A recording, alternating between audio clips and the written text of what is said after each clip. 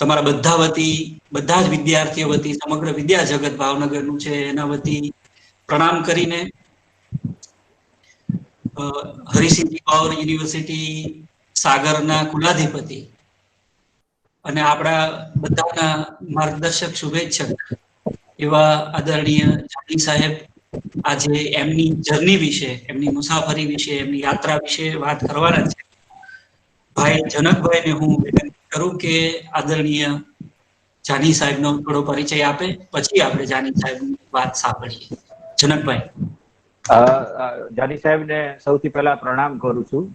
આમ તો જાની સાહેબનો પરિચય આપવા માટે એટલો બધો સમય રોકાઈ જાય, એટલું બધું એમનું સર્જન, વિવેચન, સંશોધન, સંપાદન અને અન્ય ક્ષેત્રોમાં, શિક્ષણ જેવા ક્ષેત્રોમાં એમનું બહુવિધ અને બહુમૂલ્ય પ્રદાન એમનું રહ્યું છે. એટલે હું સમયની પાબંદીના કારણે થઈ અને જાની સાહેબનો વધારે લાભ આપણે સૌ લઈ શકીએ એ માટે એક ઔપચારિક રીતે વિદ્યાર્થીઓ ખાસ તો એમનો પરિચય કેળવે એવો માત્ર 5-7 મિનિટનો ટૂંકો પરિચય આપવાનો ઉપક્રમ કરું છું.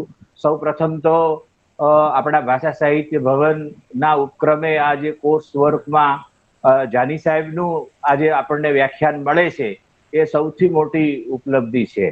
બીજી ખાસ મહત્વની વાત એ છે કે જાની સાહેબનું પ્રદાન વિશે વાત કરીએ તો જાની સાહેબ આમ તો એમનું મૂળ વતન આપણા જસદણ તાલુકાના કમળાપુરમાં તારીખ 24/8/1951 રોજ એમનો જન્મ, એટલે પાંચાળ પ્રદેશમાં એમની જન્મ વતન રહેલું છે. એમણે ખાસ કરીને મને બહુ આનંદ થાય છે કહેતા કે જે કોલેજમાં મેં પણ અભ્યાસ કર્યો એ કોલેજમાં, એટલે કે કવિશ્રી બોટાદકર કોલેજમાં એમણે BA ની પદવી હાંસલ કરી. પછી સૌરાષ્ટ્ર યુનિવર્સિટીમાં એમણે MA ની ઉપાધિ પ્રાપ્ત કરી અને પછી ત્યાં જ મોટા ભાગનું અધ્યયન અધ્યાપનનું કાર્ય કરી અને છેલ્લે એ સૌરાષ્ટ્ર યુનિવર્સિટીના અધ્યક્ષ તરીકે એ નિવૃત્ત થયા. થોડા 5 વર્ષથી એમની શિક્ષણ વિષયક અને ખાસ કરીને એમની વહીવટી સૂઝના કારણે છે 2 વખત તેઓ ઉત્તર ગુજરાત યુનિવર્સિટીના વાઇસ ચાન્સેલર અને અત્યારે હાલમાં મધ્યપ્રદેશની સાગર યુનિવર્સિટીના વાઇસ ચાન્સેલર તરીકે તેઓ સેવારત રહેલા છે. આમ તો મારે કહેવું જોઈએ કે જાની સાહેબ વિશે હું શું કહી શકું, પણ એમનું લોક સાહિત્ય ક્ષેત્રે, સંત સાહિત્ય ક્ષેત્રે, ચારણી સાહિત્ય ક્ષેત્રે અને ખાસ કરીને ધર્માંતરિત ગુજરાતી પ્રજા ના ખોજા, વોરા વગેરેના સાહિત્ય સંદર્ભે એમનું મહત્વનું યોગદાન સંશોધન સંપાદનનું એમનું રહ્યું છે.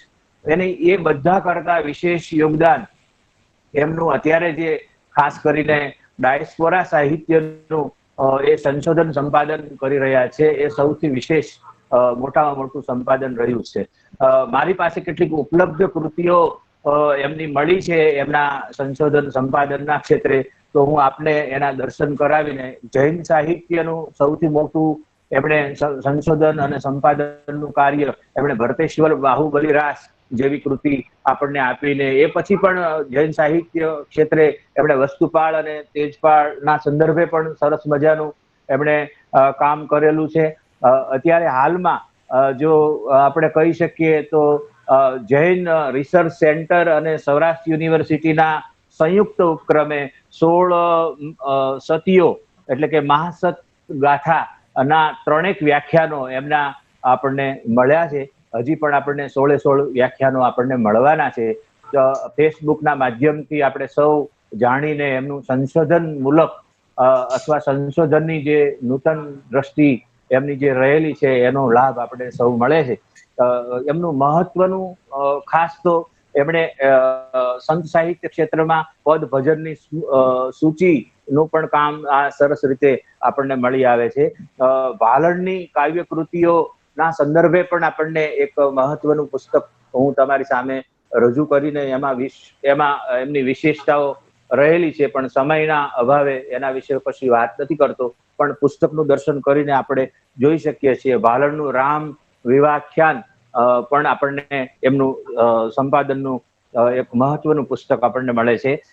એમનું ભજન સાહિત્ય ક્ષેત્રે બહુ જ નોંધપાત્ર એવી કૃતિ મૂળ રે વિન્યાનું કાયા જાડું એવું સરસ મજાનું પુસ્તક મળે છે. આમ તો અધીતના એમણે આપણું અધ્યાપકીય જે અધીતના ગ્રંથો મળે છે 10 થી 21 સુધીના, એનું પણ એમણે સંપાદન કર્યું છે. લોક ગુર્જરીના ગ્રંથો પણ એમના આપણને વિશેષ જેવા મળે છે. તો આમ સંતવાણીના ક્ષેત્રે બહુ ઓથેન્ટિક કહી શકાય એવું એક સરસ મજાનું પુસ્તક સંતવાણી તત્વ અને તંત્ર એ આપણને મળે છે. એ બધા કરતા જો હું ખાલી નામની યાદી જોઉં તો પણ ઘણો સમય રોકે એટલે વિશેષ કશું નહીં કહેતા બ્રિટિશ ગુજરાતી ડાયસ્પોરા સાહિત્યનું એમણે એવડું મોટું સંપાદન કર્યું છે કે એમના 18 પુસ્તકો આપણને બ્રિટિશ ગુજરાતી ડાયસ્પોરા સાહિત્યનું સંપાદન ક્ષેત્રે આપણને મળે છે. એમાં ખાસ કરીને અત્યારે જે એ કામ કરી રહ્યા છે અમેરિકા ગુજરાતી ડાયસ્પોરા સાહિત્યનું એમનું સંપાદન સંશોધન ચાલી રહ્યું છે.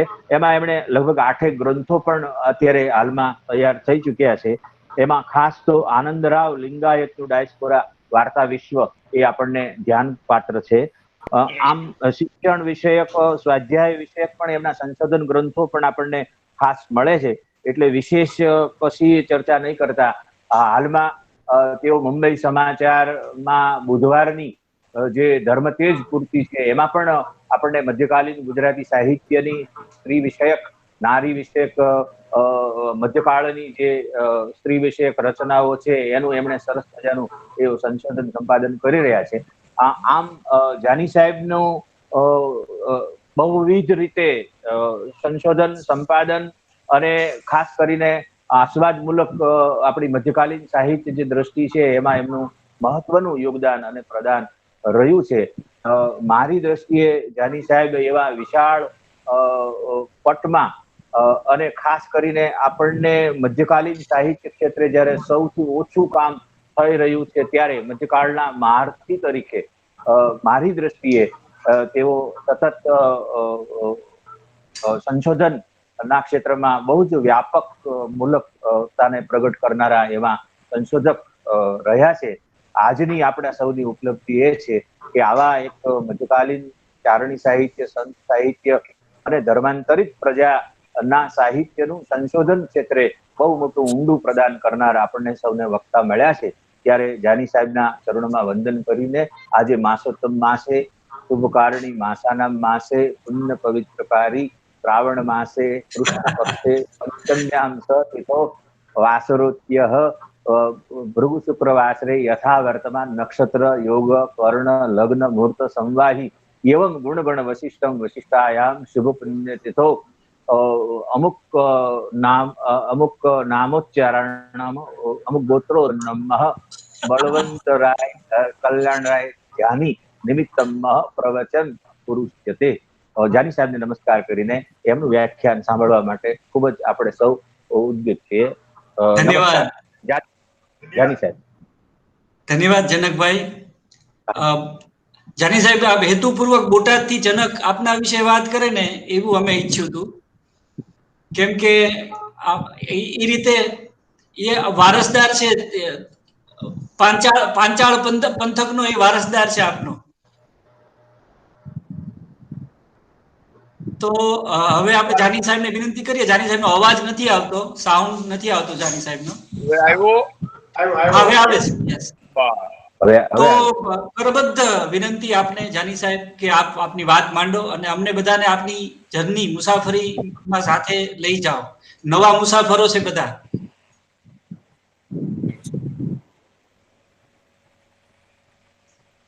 કૃષ્ણકુમારસિંહજી યુનિવર્સિટી ના ગુજરાતી વિભાગના ઉપક્રમે પીએચડી માટે સંશોધનરત થવા માટે ઉત્સુક શોધાર્થીઓની આ કાર્યશાળામાં તમારા પૂર્વેની પેઢીના એક અધ્યાપકે સંશોધન ક્ષેત્રમાં વિવેચનને બદલે બીજા બધા અન્ય કામને બદલે સંશોધન વિવેચન સંપાદનમાં કઈ રીતે ગતિ કરી અને એ જ માર્ગમાં નવું નવું ઉમેરણ કરીને શું પ્રદાન કરી શક્યા એની વાત આપણે કરવાની.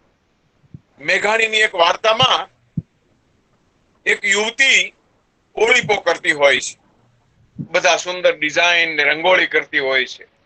એટલે બધા પૂછે છે કે શું છે આ બધું? તો કે મારા લગ્ન છે.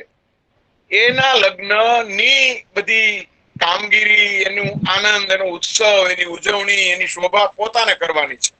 એમ અહીંયા જનકભાઈએ થોડી મારા વિશે વાત કરી, પણ મને આનંદ એ છે કે હું આ કેડીમાં, હું આ દિશામાં, હું આ પ્રદેશમાં કઈ રીતે પ્રવેશ્યો અને એમાં સ્થિર કેમ રહ્યો, એમાં નવું નવું ઉમેરતો કેમ ગયો. આમ તો હાથ બેસી જાય મને હસ્તપ્રત ઉકેલવામાં, હસ્તપ્રતના અર્થઘટન કરવામાં, પાઠ મેળવવામાં હાથ બેસી ગયો હતો. તો એક પછી એક પછી એક પછી એક હું સંપાદન કરી શક્યો હોત અને હસ્તપ્રતોના સંપાદક તરીકે, જૂની ગુજરાતી કૃતિઓના સંપાદક તરીકે મારું નામ રહે. પણ આ દિશામાં હું ભણતો ત્યારથી, બોટાદકર કોલેજમાં હું ભણતો એ વખતે બોટાદકરની શતાબ્દી હતી અને અનંતરાય રાવળ, રામપ્રસાદ બક્ષી એ બધાને સાંભળવાનું બનેલું.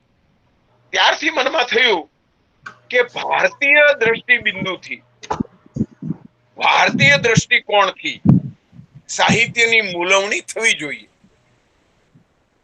ભારતીય ભાવ, ભારતીય સંવેદન જગત, ભારતીય સિદ્ધાંતોને આધારે નિરૂપાવા જોઈએ. એમ બોટાદકરની ગૃહ જીવનની વાતોને, મીમાંસાને ગુજરાતી વિવેચન કોણ કોણ પામી શક્યું.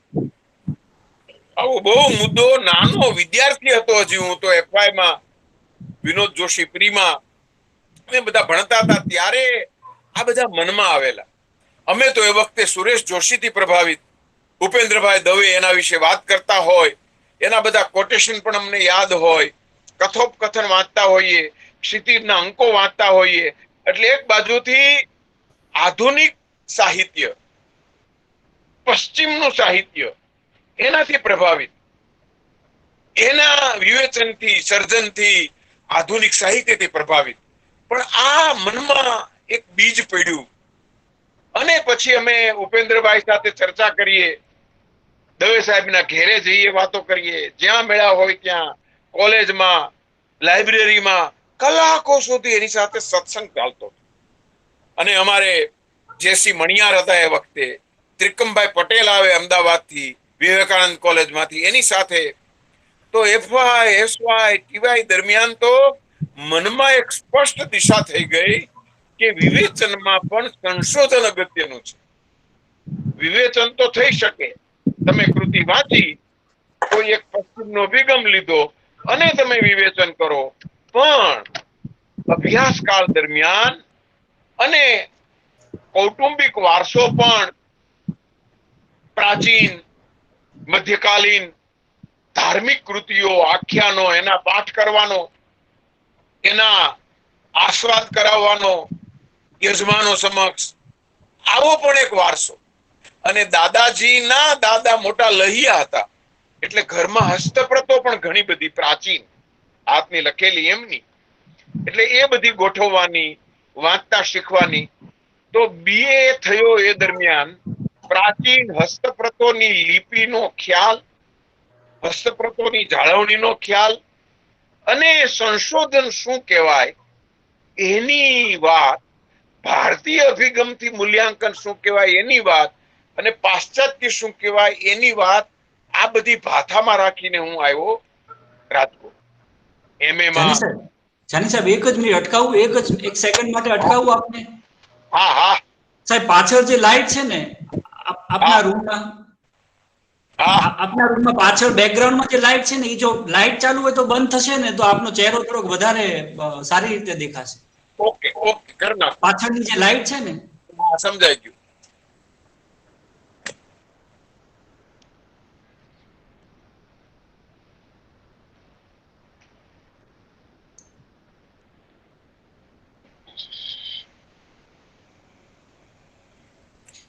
જી સર, બરાબર. હવે મને એવું લાગે છે ચોખ્ખું આવ્યું. ધન્યવાદ વિપુલભાઈ, તો ધન્યવાદ.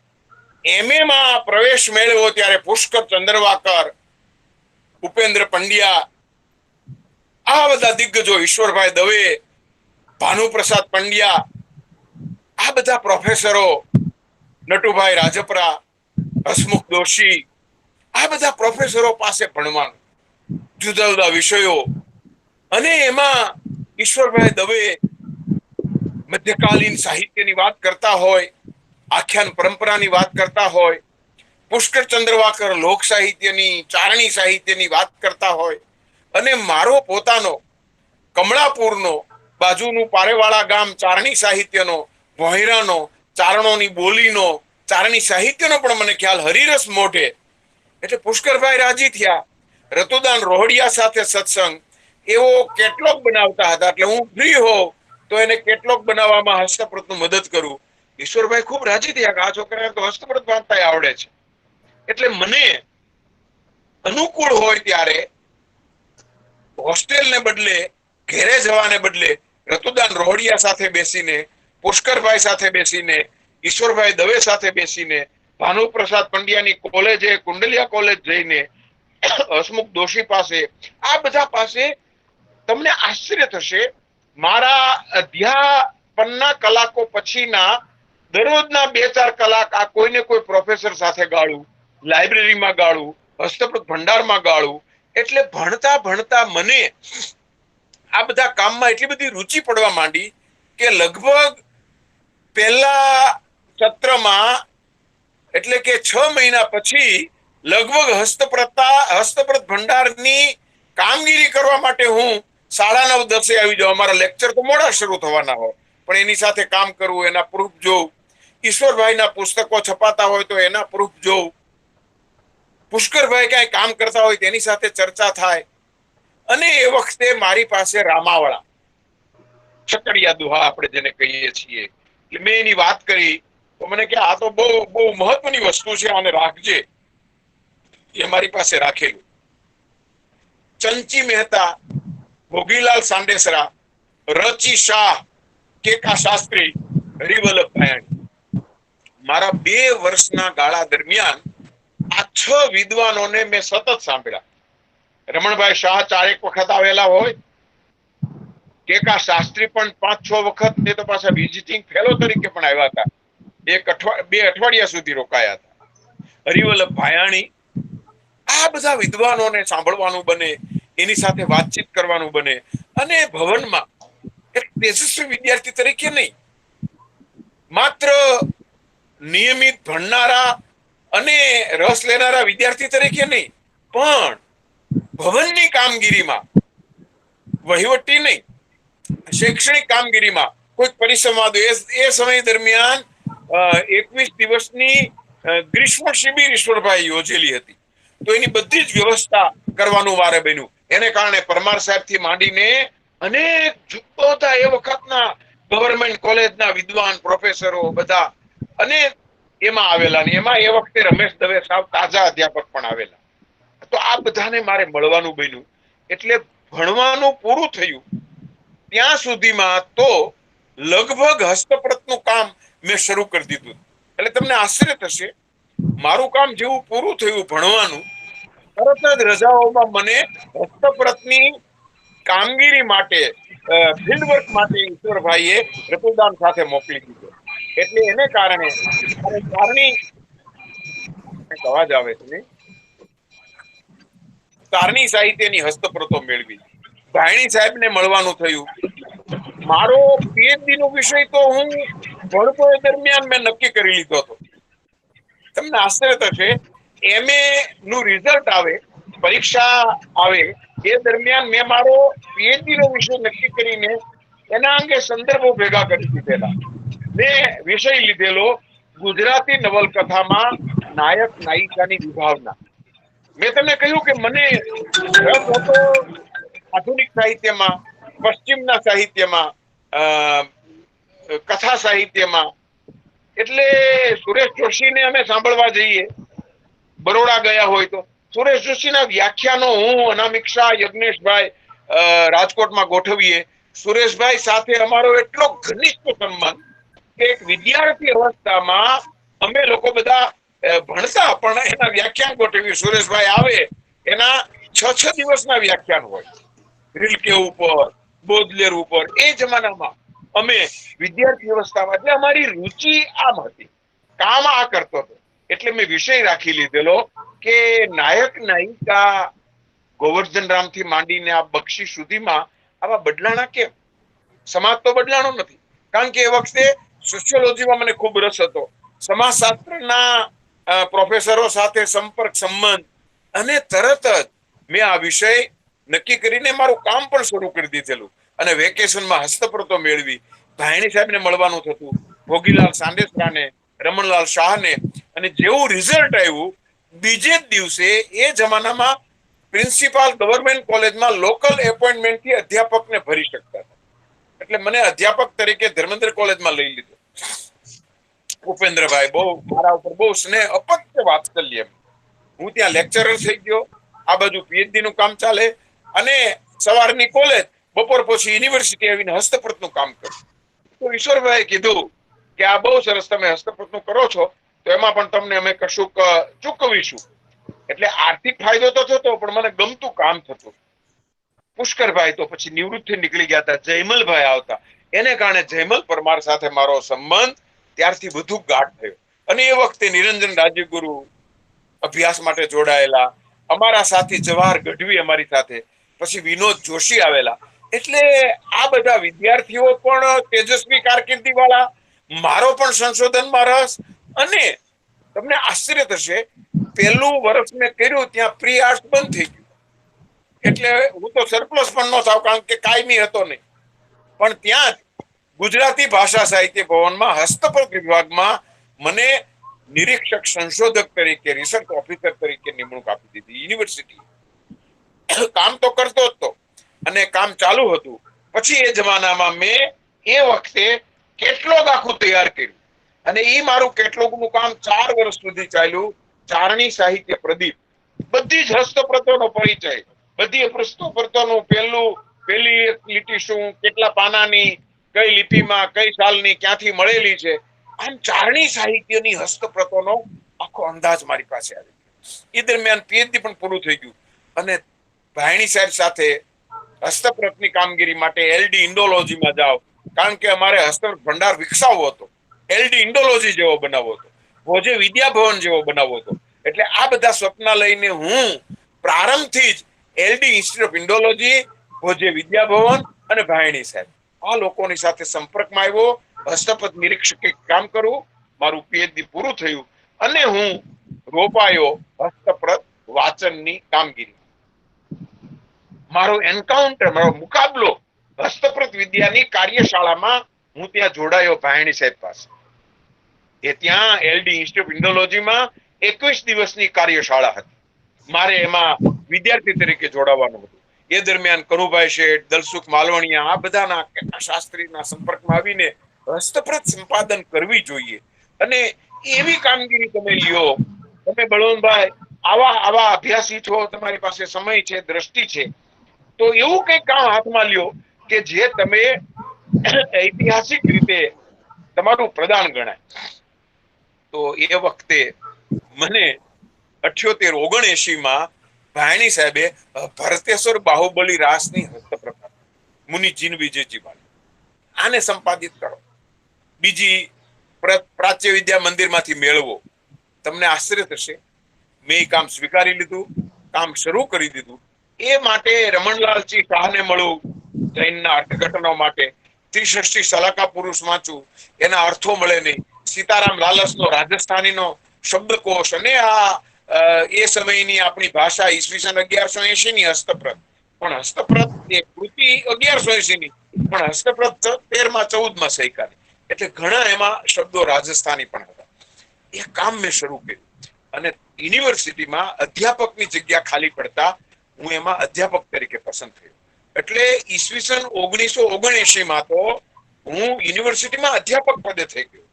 76માં હજી એમએ થાવ, તરત જ મારું પીએચડી કામ ચલે, ધર્મેન્દ્ર કોલેજ, હસ્તપ્રત નિરીક્ષક, પછી કોશિપની યોજના હેઠળ વીરબામા મહિલા કોલેજ, પીવી પટેલ એ વખતે કણસાગરા મહિલા કોલેજ, એમાં પણ કામ કરું અને મારું આ કામ ચાલે. નરેશ વેદ મોરબી થી એ વખતે રાજકોટ આવેલા, એટલે એનો સંપર્ક વધારે, એ પણ પીએચડી ઈશ્વરભાઈ પાસે કરતા હતા. અને મારા મનમાં આ મોટો વિષય આવ્યો. યુનિવર્સિટીમાં અધ્યાપક થઈ ગયો હતો એટલે બીજી કોઈ ચિંતા નહોતી, બીજા કોઈ પ્રશ્નો નહોતા. યુનિવર્સિટીમાં ડિપાર્ટમેન્ટનું કામ કરવાનું અને આ મારી હસ્તપ્રતની કામગીરી કરવાની, અને સાથે સાથે સાથે સાથે મારા સંશોધનના અધ્યયનના નવા નવા ક્ષેત્રો હું લેતો ગયો. આ સમય દરમિયાન નિરંજન, જયમલ પરમાર અને મારો જૂનો રસનો વિષય ભજનો. અમારે ગામડે નિયમિત બીજના ભજનો હોય, એકાદશીના જાગરણ હોય તો આ ભજન સાંભળવાના હોય, સ્વામિનારાયણના મંદિરમાં કીર્તનો થતા હોય, વતનામૃત હોય, એ કરવાનું હોય.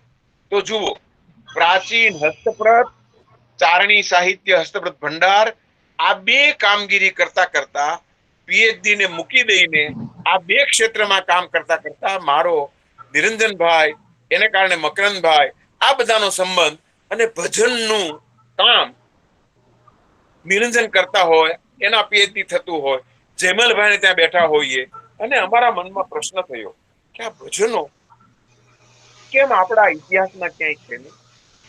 ભજનીકોને કેમ સ્થાન નથી મળ્યું?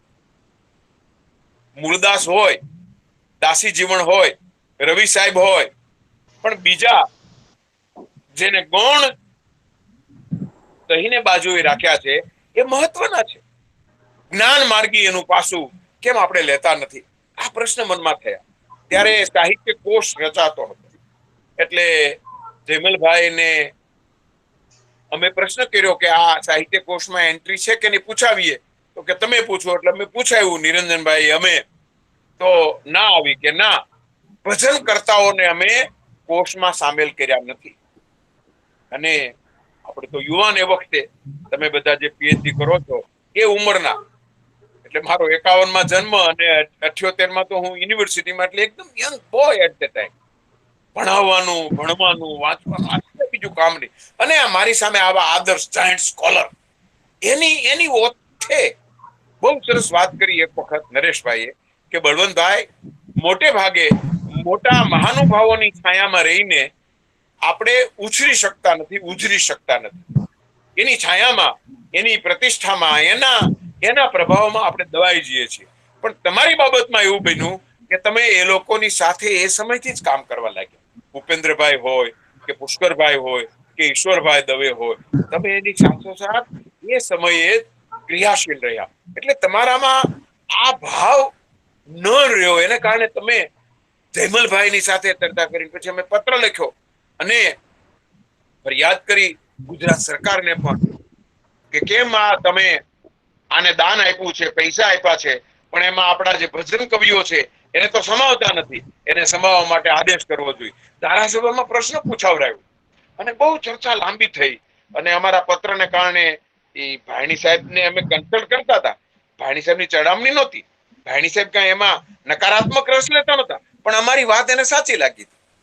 એટલે ભોગીલાલ સાંડેસરા વગેરેની કમિટી થઈ, આપણા યશવંતભાઈ શુક્લ, જયંત કોઠારી, અને પત્ર આવ્યો કે મહત્વના જેના ભજનો અધિકૃત ગણાય છે, કવિઓ તરીકે અધિકૃત ગણાય છે, એવાની અમે રચનાઓ લીધી છે અને એને સામેલ કર્યા છે.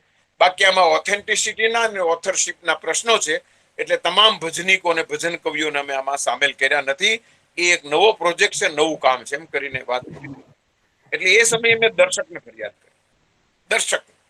દર્શકે વાત આખી કમિટીમાં મૂકી ગુજરાત સરકારની. સાહિત્ય અકાદમીમાં આખો પ્રશ્ન આવ્યો. હસુભાઈ યાજ્ઞિક મહામાત્ર, એણે આમાં રસ્તો કાઢ્યો કે આ બળવંતભાઈની વાત સાચી છે, પણ આપણે અત્યારે એને એમ કહીએ દર્શકને કે શું કરવું આને આપણે જવાબ તો સાચો આપવો જોઈએ, વાત સાચી છે.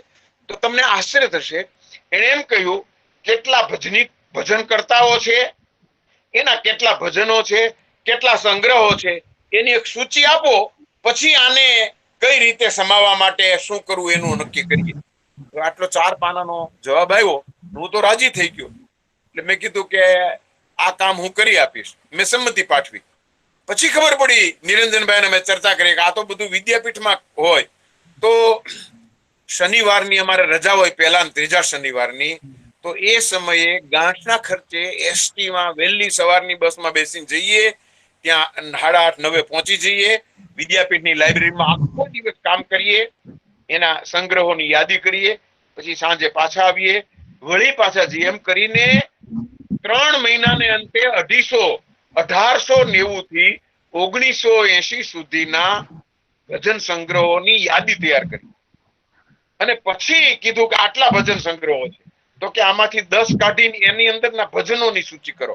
આ પદ ભજન સૂચિ છે ને એનું પરિણામ છે. એમાં હું 4 વર્ષ સુધી હેરાન. એના કાર્ડ બનાવવા, એને કકાવારી પ્રમાણે ગોઠવવા, પછી ઇન્ડેક્સ બનાવી, ઓથર ઇન્ડેક્સ બનાવવી. 5-6 વર્ષને અંતે મેં પદ ભજન સૂચિ આપ્યું ત્યારે પહેલું વહેલું ગુજરાતી સાહિત્ય જગતમાં ખ્યાલ આવ્યો કે 400 થી વધારે કવિઓ છે અને 6000 થી વધુ ભજન રચનાઓ.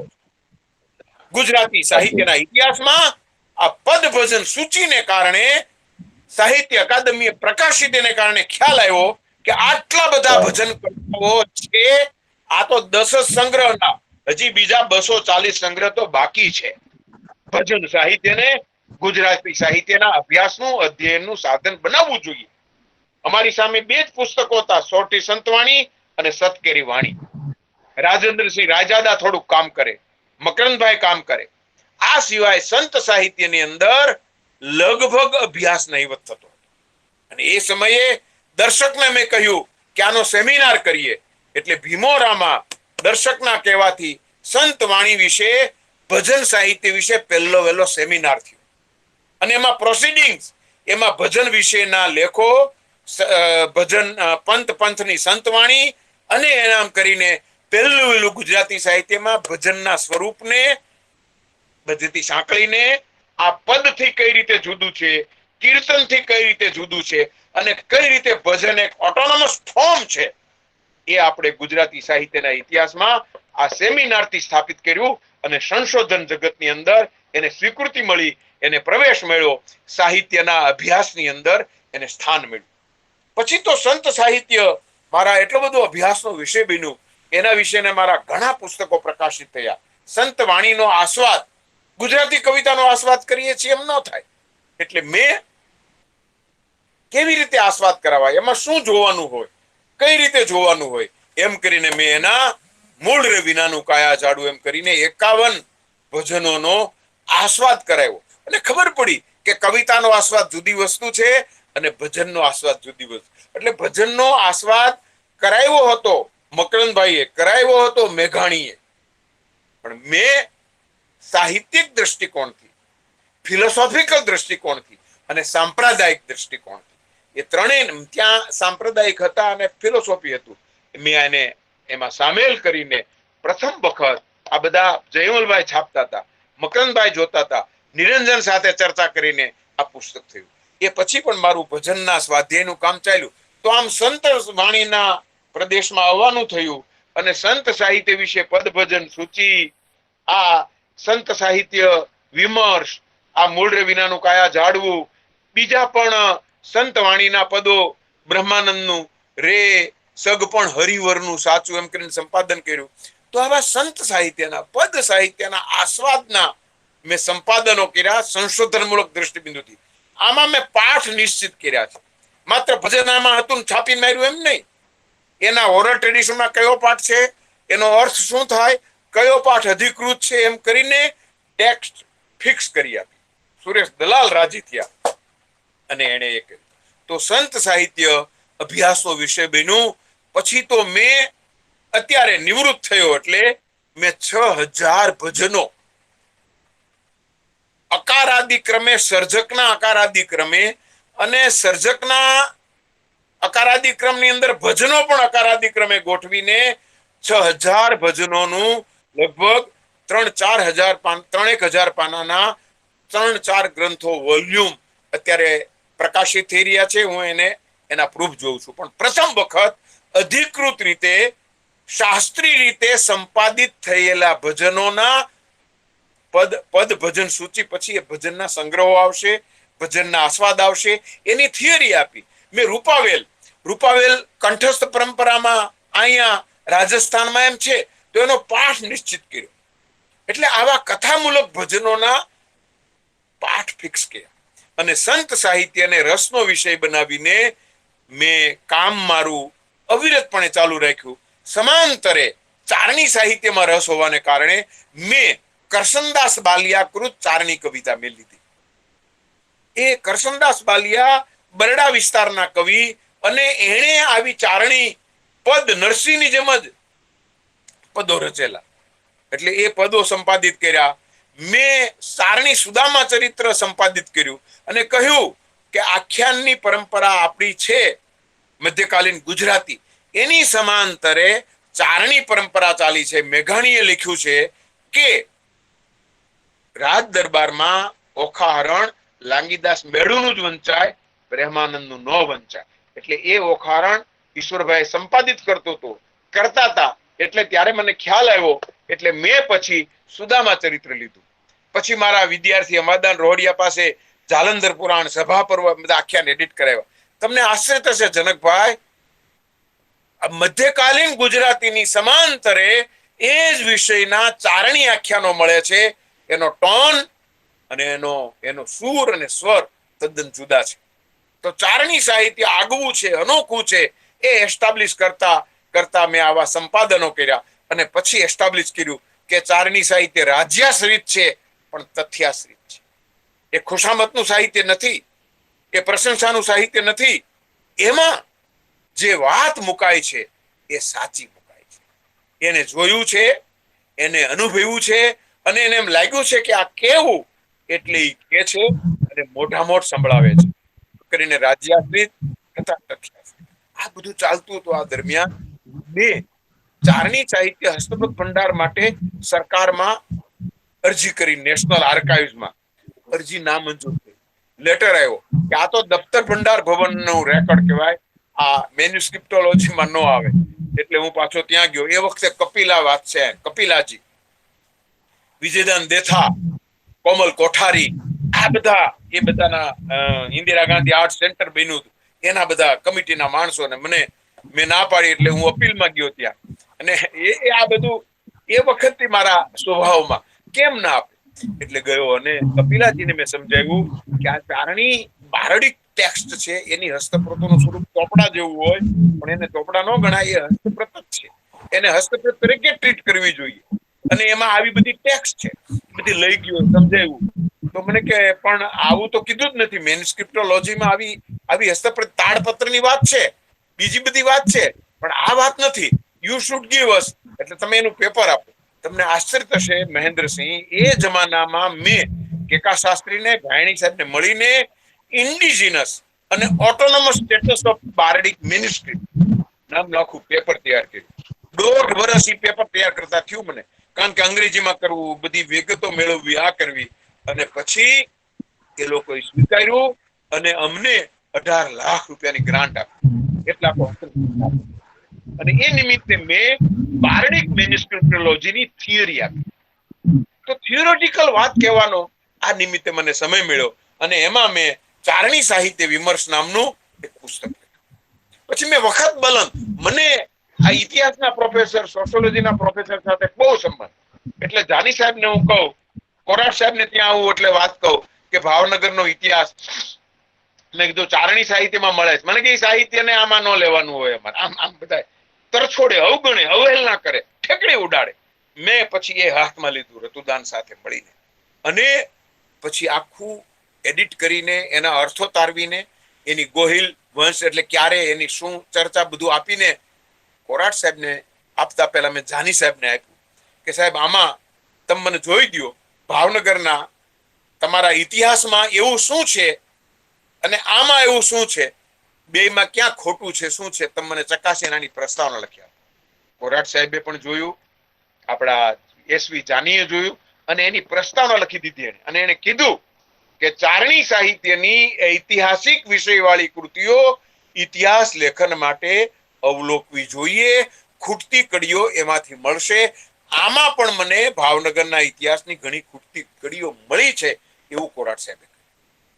તો ચારણી સાહિત્યને સ્થાન અપાવવું, ચારણી સાહિત્યને એસ્ટાબ્લિશ કરવું એમ નહીં, ચારણી સાહિત્યની શ્રદ્ધેયતા મૂકવાની વાત હતી. અને છતાંય ગુજરાતી સાહિત્યના ઇતિહાસમાં ઈશ્વરદાસ એના પેરેલલ નરસિંહના સમકાલીન, નરસિંહ જેવા જ એને પરચાન બધું થયું છે, પણ ક્યાંય ઈશ્વરદાસનું નામ નહીં, ક્યાંય આશાજી રોહડિયાનું નામ નહીં, ક્યાંય કોઈ કવિઓના, ચારણ કવિઓના મધ્યકાળના સમયમાં એના પ્રદાનનો એક મોટો ઇતિહાસ છે. પણ ચારણી સાહિત્યનો ઇતિહાસ પછી રતુદાન રોહડિયાએ લખ્યો, પણ એ સમાંતરે ગુજરાતી સાહિત્યનો છે, ગુજરાતીમાં લખાયું છે અને ગુજરાતમાં રચાયું હોવાઈને એ ભજન સાહિત્યની સાથોસાથ ચારણી સાહિત્યને પણ મધ્યકાલીન ગુજરાતી સાહિત્યના ઇતિહાસમાં સ્થાન મળવું જોઈએ. આવું એ સમયે અમે એસ્ટાબ્લિશ કર્યું, સંશોધન કર્યું. સંશોધન કરતા કરતા કરતા કરતા આ બધા પ્રશ્નો મનમાં થયા.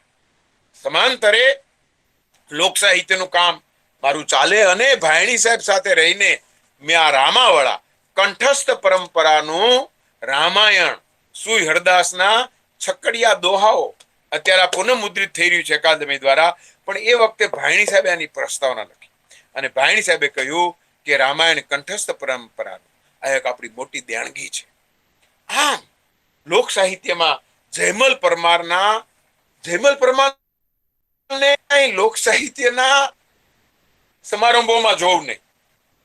મણકામાં ક્યાંય જયમલભાઈનું નામ ન હોય, લોક ગુર્જરીમાં ક્યાંય જયમલભાઈનું નામ ન હોય, અને જયમલભાઈ ઉર્મી નવરત્ના લોક સાહિત્યનું સામયિક ચલાવતા હોય. મણકાના લગભગ બધા લોકો આના લેખકો હોય, પણ જયમલભાઈને ક્યાંય મેં જોયા નહીં. એના ઉર્મી નવરત્નામાં જ લેખો.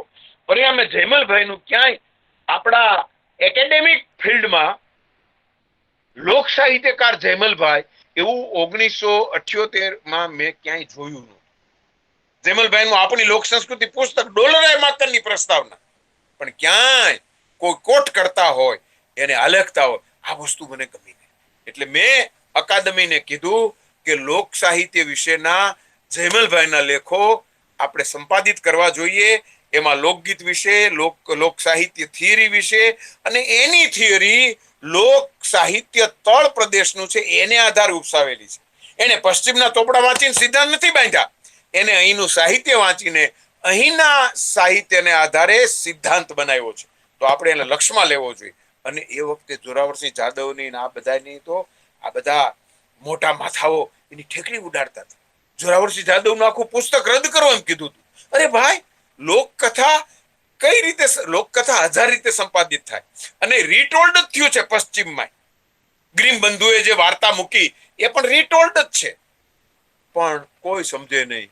એમ આ પુસ્તક અકાદમીએ બહાર પાડ્યું ત્યારે ખ્યાલ આવ્યું કે લોકગીત, લોક સાહિત્ય, લોકકથા એમ કેટલા કેટલા પાસાઓ ઉપર જયમલભાઈએ લોક સાહિત્યના 8 પાસાઓ ઉપર, લોક સંસ્કૃતિ ઉપર, લોક જાતિ ઉપર, લોક દુહાઓ ઉપર એમ કરીને 1500 પાનાનો આ ગ્રંથ મેં એડિટ કર્યો અને બહાર પડ્યું ત્યારે લોકોને ખ્યાલ આવ્યો કે જયમલભાઈ ગુજરાતી લોક સાહિત્યનું એક મોટું આભરણ છે.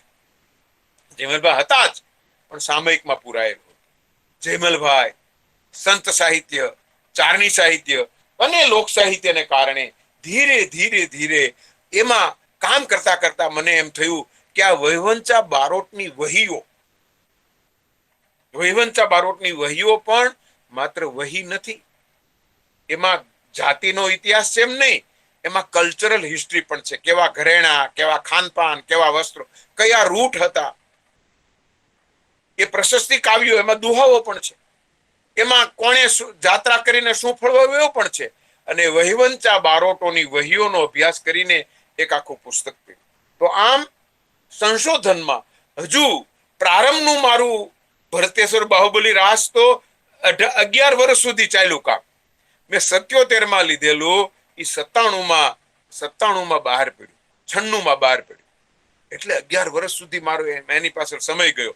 એ પછી મેં ઘણા મધ્યકાલીન કૃતિઓ, વસ્ત્રપાલની, ધમેલ કુમારની, એમ ઘણી બધી કૃતિઓ મેં પછી એડિટ કરી. યશો વિજયજીની, આનંદગનની, સમુદ્ર વહાણ સમાજ વિશે કામ કર્યું, યશો વિજયજી વિશે કામ કર્યું. અને જૈન સાહિત્ય મધ્યકાલીન સાહિત્યથી ડેવિએટ રહી ગયેલું, બહાર રહી ગયેલું. જૈનેતર ની વધુ વાત થઈ, જૈન કવિઓ એના કરતા વધુ છતાં એના વિશે બહુ ઓછી વાત, એટલે મેં જૈન સાહિત્યના અભ્યાસનો વિષય બનાવ્યો અને ઘણી બધી જૈન કૃતિઓ, ચંદ્રાવતીની વાર્તા એમ કરીને ઘણી બધી કૃતિઓ મેં આ નિમિત્તે પદો એડિટ કર્યા, એના વિશે હિરાનંદ સૂરીનો સમય નિશ્ચિત કર્યો. હિરાનંદ સૂરી એક મોટા લેખક અને ચારણ હશે. મેઘાનંદ, વિજાણંદ આ નામ પરંપરા આપણી ચારણી છે અને ઘણા એવા ચારણો જૈન યતિ થઈ જતા, જૈન મુનિ વેશ પણ ધારણ કરતા, એ દીક્ષા પણ લેતા હતા. અને આ હિરાનંદની કૃતિઓમાં જે માર્દવતા છે એ આ કોઈ વખતે 87 દુષ્કાળની ચોપાએ સમય સુંદરની એડિટ કરી. તો આ બધું કામ જૈન સાહિત્યમાં મેં કર્યું. આમ ભણતા ભણતા હસ્તપ્રતને કારણે હસ્તપ્રતોનો, એને કારણે ચારણી સાહિત્યનો, સંત સાહિત્યનો, સંત સાહિત્યના સ્વરૂપોનો, આમ કરતા કરતા મધ્યકાલીન સાહિત્યની કૃતિમાં પ્રવેશ્યો. એટલે મધ્યકાલીન સાહિત્ય સ્વરૂપો વિશે મેં પુનઃ વિચારણા શરૂ કરી અને મારું એક પુસ્તક છે સ્વાધ્યાય અને સંશોધન. એમાં મધ્યકાલીન સાહિત્ય સ્વરૂપોની પુનઃ વિચારણા કરી, મધ્યકાલીન સાહિત્ય કૃતિઓનું વિવેચન કઈ રીતે કરવું જોઈએ એની થિયરી આપી, મધ્યકાલીન સર્જકોના સમય કઈ રીતે નિશ્ચિત કરવા હોય એની થિયરી આપી. હું ધીરે ધીરે ધીરે એક થિયોરિસ્ટ તરીકે મારી ઇમેજ બાંધતો હતો. સંત સાહિત્ય કઈ રીતે મધ્યકાલીન પદ સાહિત્યથી જુદું પડે છે, ઇન્ડિજિનસ એનું ફેક્ટર શું છે, the demarcation line between Bhajan and પદ, કીર્તન એન્ડ ભજન, આ બધું એ સમયે કર્યું. પરિણામે સ્વરૂપલક્ષી વિચારણાના કેટલાક ધોરણો અપનાવીને મેં એ કામ કર્યું. એને કારણે એની એક બહુ મોટી અસર પડી અને મેં પહેલું આ જે હસ્તપ્રતોનું કર્યું એમાં રામ વિવાહ આખ્યાન અને ભાલણના કાવ્યો મેં એડિટ કર્યા મધ્યકાળની ગુજરાતી સાહિત્યમાંથી. અને મને રસ પડ્યો ભાલણમાં, મને રસ પડ્યો એના સમયમાં. એટલે મેં ફોર ધ ફર્સ્ટ ટાઈમ ભાલણનો સમય ફિક્સ કરી દીધો. જેઠાલાલ ત્રિવેદી જુદું કહેતા હતા, કેકા શાસ્ત્રી જુદું કહેતા હતા, રમેશ શુક્લ જુદું કહેતા હતા, નારાયણ ભારતી જુદું કહેતા હતા. મેં બધાને લઈને પ્રથમ વખત ભાલણનો સમય નિશ્ચિત કરી આપ્યો. એટલું જ નહીં, ભાલણની કૃતિઓની વાચના પણ મેં પ્રથમ વખત ફિક્સ કરી દીધી. આપણે ત્યાં મધ્યકાલીન નરસિંહના ને એમ બધા પદોના થયા છે સંપાદન અને સરસ રીતે થયા છે, અખાના, પ્રેમાનંદના, નરસિંહના. પણ મેં એમાં રહી ગયેલું ભાલણ, એનો સમય ફિક્સ કર્યો, એની બધી કૃતિઓ નિશ્ચિત કરી, એના પાઠ નિશ્ચિત કર્યા. અને તમને આશ્ચર્ય થશે, કેકા શાસ્ત્રી 98 વર્ષની ઉંમરે આ ભાલણની કાવ્ય કૃતિઓના 1200 પાનાના પ્રૂફ એને જોયા છેલ્લા. એટલો પ્રેમ એનો મારી ઉપર. અને એને હું ખોટા પાડવામાં, એના સમયને હું ખોટો પાડું, એની ટીકા કરું, છતાં એ વસ્તુ એ પ્રૂફ ઈ જ હોય ને એમાં મારી જોડણી દોષ હોય, એની ટીકા હોય એમાં, એ પણ એ સુધારે. આવા કેકા શાસ્ત્રીએ આની પ્રસ્તાવના લખી, એટલું જ નહીં પરામર્શન કર્યું, એટલા પ્રૂફ પણ જોઈએ. તો આ મધ્યકાલીન સાહિત્યમાં હસ્તપ્રત આધારિત કૃતિઓ સંપાદિત કરવાનું કામ મને મળ્યું. મેં 8-10 કૃતિઓ સંપાદિત કરી. એને કારણે અત્યારે હું ભાણ પરચરી એડિટ કરું છું રવિ સાહેબની. એમાં ભાણ સાહેબનું આખું ચરિત્ર છે. એટલે ભાણ પરચરી હવે એ પૂરું થયું કામ. તો હસ્તપ્રતોના સંપાદનનું કામ, ભજનોના સંપાદનનું કામ, ભજનોના સ્વરૂપનું કામ, હસ્તપ્રત આધારિત કૃતિઓ, રાસકૃતિઓ કે આ મધ્યકાલીન પદ કૃતિઓ, 12માસી કૃતિઓ, એને એમાંથી મને ખ્યાલ આવ્યો કે 12માસીમાં જુદી જુદી કવિઓ, કૃષ્ણ ચરિત્ર 12માસીઓ જુદા પ્રકારની છે, ચારણી 12માસીઓ જુદા પ્રકારની છે, અને એમાં જ્ઞાન માર્ગી કવિતાનો એક મોટો પ્રવાહ છે. તો આખું મધ્યકાલીન ગુજરાતી સાહિત્યની જ્ઞાન માર્ગી રચનાઓ બધી જ એકત્ર કરી, સંપાદિત કરી અને એનો 60 પાનાનો એના વિશેનો લેખ લખીને એ આખું સંશોધન મૂલક સંપાદન કર્યું. મારા સંપાદનો સંશોધન મૂલક ગણાયા. શા માટે? મને અકાદમીએ કીધું કે આ બૃહદ કાવ્ય દોહનના 12 ભાગ હવે મળતા નથી, રિપ્રિન્ટ કરવા છે, તમે એને જરા જોઈ જાઓ ને સરખા જોઈ જાઓ. મેં સાહેબ આમ રિપ્રિન્ટ ન કરાય. ભાણી સાહેબ કે કહા? મેં તો સાહેબ આમાંની બૃહદ કાવ્ય દોહનની ઘણી કૃતિઓ શાસ્ત્રીય રીતે સંપાદિત થઈને મળે છે, એ શાસ્ત્રીય રીતે સંપાદિત થઈ છે અને આમાં છે. હવે એને આમાં હોય એને પુનઃમુદ્રિત કરવાની જરૂર નથી. મને કે આ એ વાત સાચી. નરસિંહ આખો આવી ગયો છે, અખો આવી ગયો છે, પ્રેમાનંદ આ એડિટ થઈ ગયા છે, એ આમાંથી કાઢ નાખવા પડે. મને કહા એ વાત સાચી. એટલે 12 ભાગને તો કઈ રીતે કરવા? હું તમને રૂપરેખા આપું, તમને આશ્ચર્ય થશે. ચિમનલાલ ત્રિવેદીએ કહ્યું કે બળવંતભાઈ તમે આ રૂપરેખા સરસ કરી. મેં એમ રૂપરેખા કરી કે આમાં ના પદ કવિઓને પદ કવિતાને એક બાજુ તારવીને એને ઐતિહાસિક ક્રમે એક ભાગમાં રાખવી. આની કથામૂલક કૃતિઓ, આખ્યાન, રાસ એને એક સર્જક ક્રમે ગોઠવવી અને પદ માળા મૂલક એટલે પદ કરતા મોટી કથા કરતા નાની એવી 12 માસી આપણે જાણીએ છીએ ઘણા બધા ફાગુઓ અને બધા કાવ્યો છે એની એમ વિભાગીકરણ નોમેનક્લેચર કરીને એ સંપાદન અને એમાં 100 પાનાની પ્રસ્તાવના. આગળ અભ્યાસમૂલક એક એક કૃતિ વિશે એક એક સર્જક વિશે. તો આમ ચારણી સાહિત્ય અને સંત સાહિત્ય, મધ્યકાલીન સાહિત્ય ની સમાંતરે મેં કહ્યું તેમ લોક સાહિત્યનું જયમલભાઈનું, એ પછી કામ રામવિવાહ આખ્યાન, એ પછી હસ્તપ્રત વિદ્યા, સમિત પાણીમાં પણ આવા સંશોધન મૂલક બધા લેખો મૂક્યા. એને કારણે એક ઇમેજ બંધાણી. પણ જેમ મધ્યકાળના ભાલણ એક બાજુ રહી જતા હતા એમ મને થયું કે જેમ મધ્યકાળમાં જૈનો થોડા ઘણા પ્રવેશ પામ્યા પણ સંતો અને ચારણો પ્રવેશ પામ્યા નથી. પણ ગુજરાતમાં ધર્માંતરણ મોટા ભાગે થયું. લોહાણામાંથી ખોજા, આપણે જાણીએ છીએ, બ્રાહ્મણમાંથી વોરા, ક્ષત્રિયમાંથી મોલે સલામ, ભરવાડમાંથી મતવા, પટેલમાંથી મુમના. તો મુમના, મોલે સલામ, મતવા, ખોજા, વોરા આ બધા ધર્માંતરિત લોકોને વચ્ચે પણ રોટી બેટીના વ્યવહાર નહોતા. મુસ્લિમો પણ એને મુસ્લિમ ગણતા નહોતા. આ લોકોના અલગ જમાતખાના હોય, એને મસ્જિદ નો હોય, એ સલામ આલેકુમ ન બોલે, યા અલી મદદ બોલે, એ હજ ન પડે. કઈ રીતે? અને એનું સાહિત્ય. હું જ્યાં રહેતો હતો અમારી આજુબાજુ ખોજા રહેતા. હું ખોજા કુટુંબો સાથે રહ્યો છું, ઉછર્યો છું. મારા ખોજા દોસ્તો એના ગિનાનું સાંભળતો. મારા દાદા પાસે પણ ગિનાનની ઘણી બધી કૃતિઓ, પીર શમ્સ, નૂર સતાગર. અને મેં પ્રોફેસર માલીઝો સાથેના પરિચયને કારણે ભાયણી સાહેબે કહ્યું કે કન્વર્ઝન ઉપર કોન્ફરન્સ છે પેરિસમાં અને તમે આ જે ખોજાઓનું કરો છો એનું પેપર તૈયાર કરો. એટલે પહેલું વહેલું હું વોરા અને ખોજા વિશેના પેપર વાંચવા માટે મેં ત્યાં પેપર મોકલ્યું. ત્યાં હું ગયો, ત્યાં માલીઝો સાથે પરિચય થયો. મેડમ માલીઝો અહીંયા આવતા અવારનવાર નરસિંહના કામ માટે, એને મળવાનું થતું હોય, એની સાથે કચ્છમાં જતો હોઉં, આમ પરિચય ખરો. પણ એને એમ પરિચય કે એક વિદ્યાર્થી છે, પણ હું સ્કોલર છું એ પહેલી વહેલી ત્યાં ખબર પડી. અને ભાયણી સાહેબે મારો પરિચય કીધેલો. અને મેં જયારે આ એને વાત કરી તો એણે મને એમ કીધું કે તમે 1 વર્ષ પછી અહીંયા આ વિષય ભણાવવા આવો. કોર્સ આપ્યો મને સિતાંશુ અને પ્રબોધ પરીખના 3 જણાને પેરિસની સોર્બોન યુનિવર્સિટીએ વિઝિટિંગ ફેકલ્ટી તરીકે ઇન્વાઇટ કર્યા. અને મેં એમાં converted community of Gujarat, converted કોમ્યુનિટીનું લિટરેચર, એમાં ગોપીચંદનો આખ્યાન મળે, એમાં બાઈ બુઢાઈનો સંવાદ મળે, આ બધા કૃતિઓ એડિટ કરી અને પ્રથમ વખત ગિનાન રચનાઓ ભજનની નજીકની છે. સુરે સૂતો નર નિદ્રાળવા, સુરે સૂતો નર એ નિદ્રાળવા, ઊંઘોમાં જાગો જાગો. આ જે ગિનાન સાંભળીએ છીએ અને એના વિશેના એટલા બધા વિગત પ્રચુર લેખો લખ્યા. એ બધા અત્યાર સુધી તો છપાયેલા પેપર્સ તરીકે જ હતા, પણ હવે એનું આખું પુસ્તક આવે છે, મધ્યકાલીન ગુજરાતી જ્ઞાન સાહિત્ય.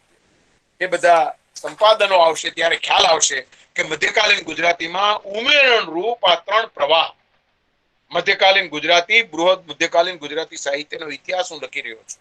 એમાં 3 પ્રવાહને મેં ભેળવ્યા છે. નરસિંહકાલીન ખોજા સાહિત્ય, નરસિંહકાલીન ચારણી સાહિત્ય અને નરસિંહકાલીન સંત સાહિત્ય. આપણે જોઈએ ત્યારે ખ્યાલ આવે છે કે નરસિંહનો પ્રવાહ આ 3 પ્રવાહથી અનુપ્રાણિત છે, અથવા તો આ 3 પ્રવાહો નરસિંહથી અનુપ્રાણિત છે.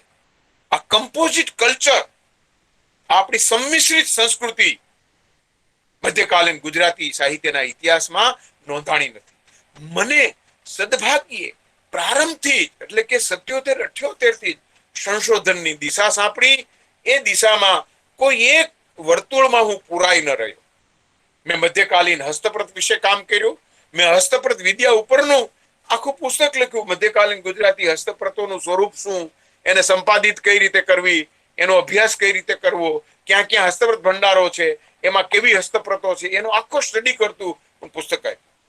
આમ મેં મેન્યુસ્ક્રિપ્ટોલોજી, ફોકલોરમાં પણ મેં એના કોયલ બેઠી આંબલિયાની ડાળ એમ કરી લોકગીતોના આસ્વાદો કરાવ્યા, લોક કથાઓનો ઇતિહાસ આપ્યો અને લોક ગુર્જરી નામના સામયિકનું સંપાદન મને આજથી 25 વર્ષ પહેલા, તમે કલ્પના કરો કેટલો બધી શ્રદ્ધા હશે ભાયણી સાહેબે એ વખતે કહ્યું કે લોક ગુર્જરીનું સંપાદન પ્રોફેસર બળવંત જાનીને સોંપ, અને એક પણ વર્ષ મેં સંપાદન માંદું ન પડે એ જોયું, એની માવજત કરી. દર વર્ષે એમાં લેખો, હવે ત્રૈમાસિક થયું તો દર 3 મહિને એમાં લેખો, એમાં સંપાદકીય અને લોક સાહિત્ય ક્ષેત્રની આમ મારી સંશોધનની દિશા બહુ આયામી રહી છે. મારા સંશોધનના થડને અનેક ડાળીઓ મેં રાખી છે અને એ ડાળીઓ ઓરલ ટ્રેડિશનની સાથે સંકળાયેલી છે. એટલે આ મારું મેજર વર્ક તો oral traditional literature, religious culture of Gujarat એ વિશે છે. મેં આ બધા કામ જે કર્યા એમાં ચારણી સાહિત્ય, એની હસ્તપ્રતોને આધારે ગ્રંથો એડિટ કર્યા, એની થિયોરિટિકલ આસ્પેક્ટ આપ્યો કે ચારણી કથા કથનનું સ્વરૂપ શું છે, ચારણી કથા સ્વરૂપ શું છે, ચારણી સાહિત્યની ઓટોનોમી કયા કારણે છે, એ કઈ રીતે ડિફર થાય છે.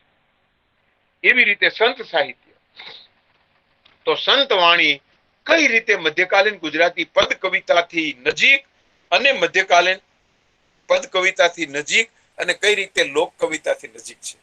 તો આ પદ સાહિત્ય ઓથરશિપને કારણે મધ્યકાલીન થઈ જતું નથી કે કંઠસ્થ પરંપરાને કારણે લોક સાહિત્ય થઈ જતું નથી. એનું અલગ નામકરણ, નોમેનક્લેચર થવું જોઈએ અને એની એ રીતે સ્વાધ્યાય થવો જોઈએ. તો આમ નામકરણ આપવાની વિધિ તરફ પણ મારે જવાનું છે.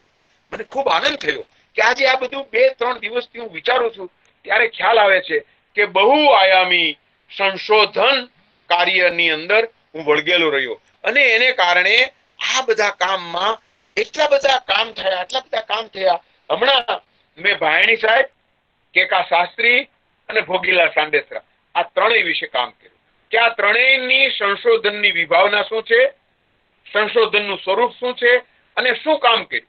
કેકા શાસ્ત્રી વિશેનો લેખ ગયા વખતે ગુજરાતના દીપોત્સવી અંકમાં આવ્યો, ભોગીલાલ સાંડેસરાનો પરબમાં આવ્યો અને ભાયણી સાહેબનો લેખ પણ મેં એના માટે લેખ લખવા તો આખું પુસ્તક થઈ ગયું.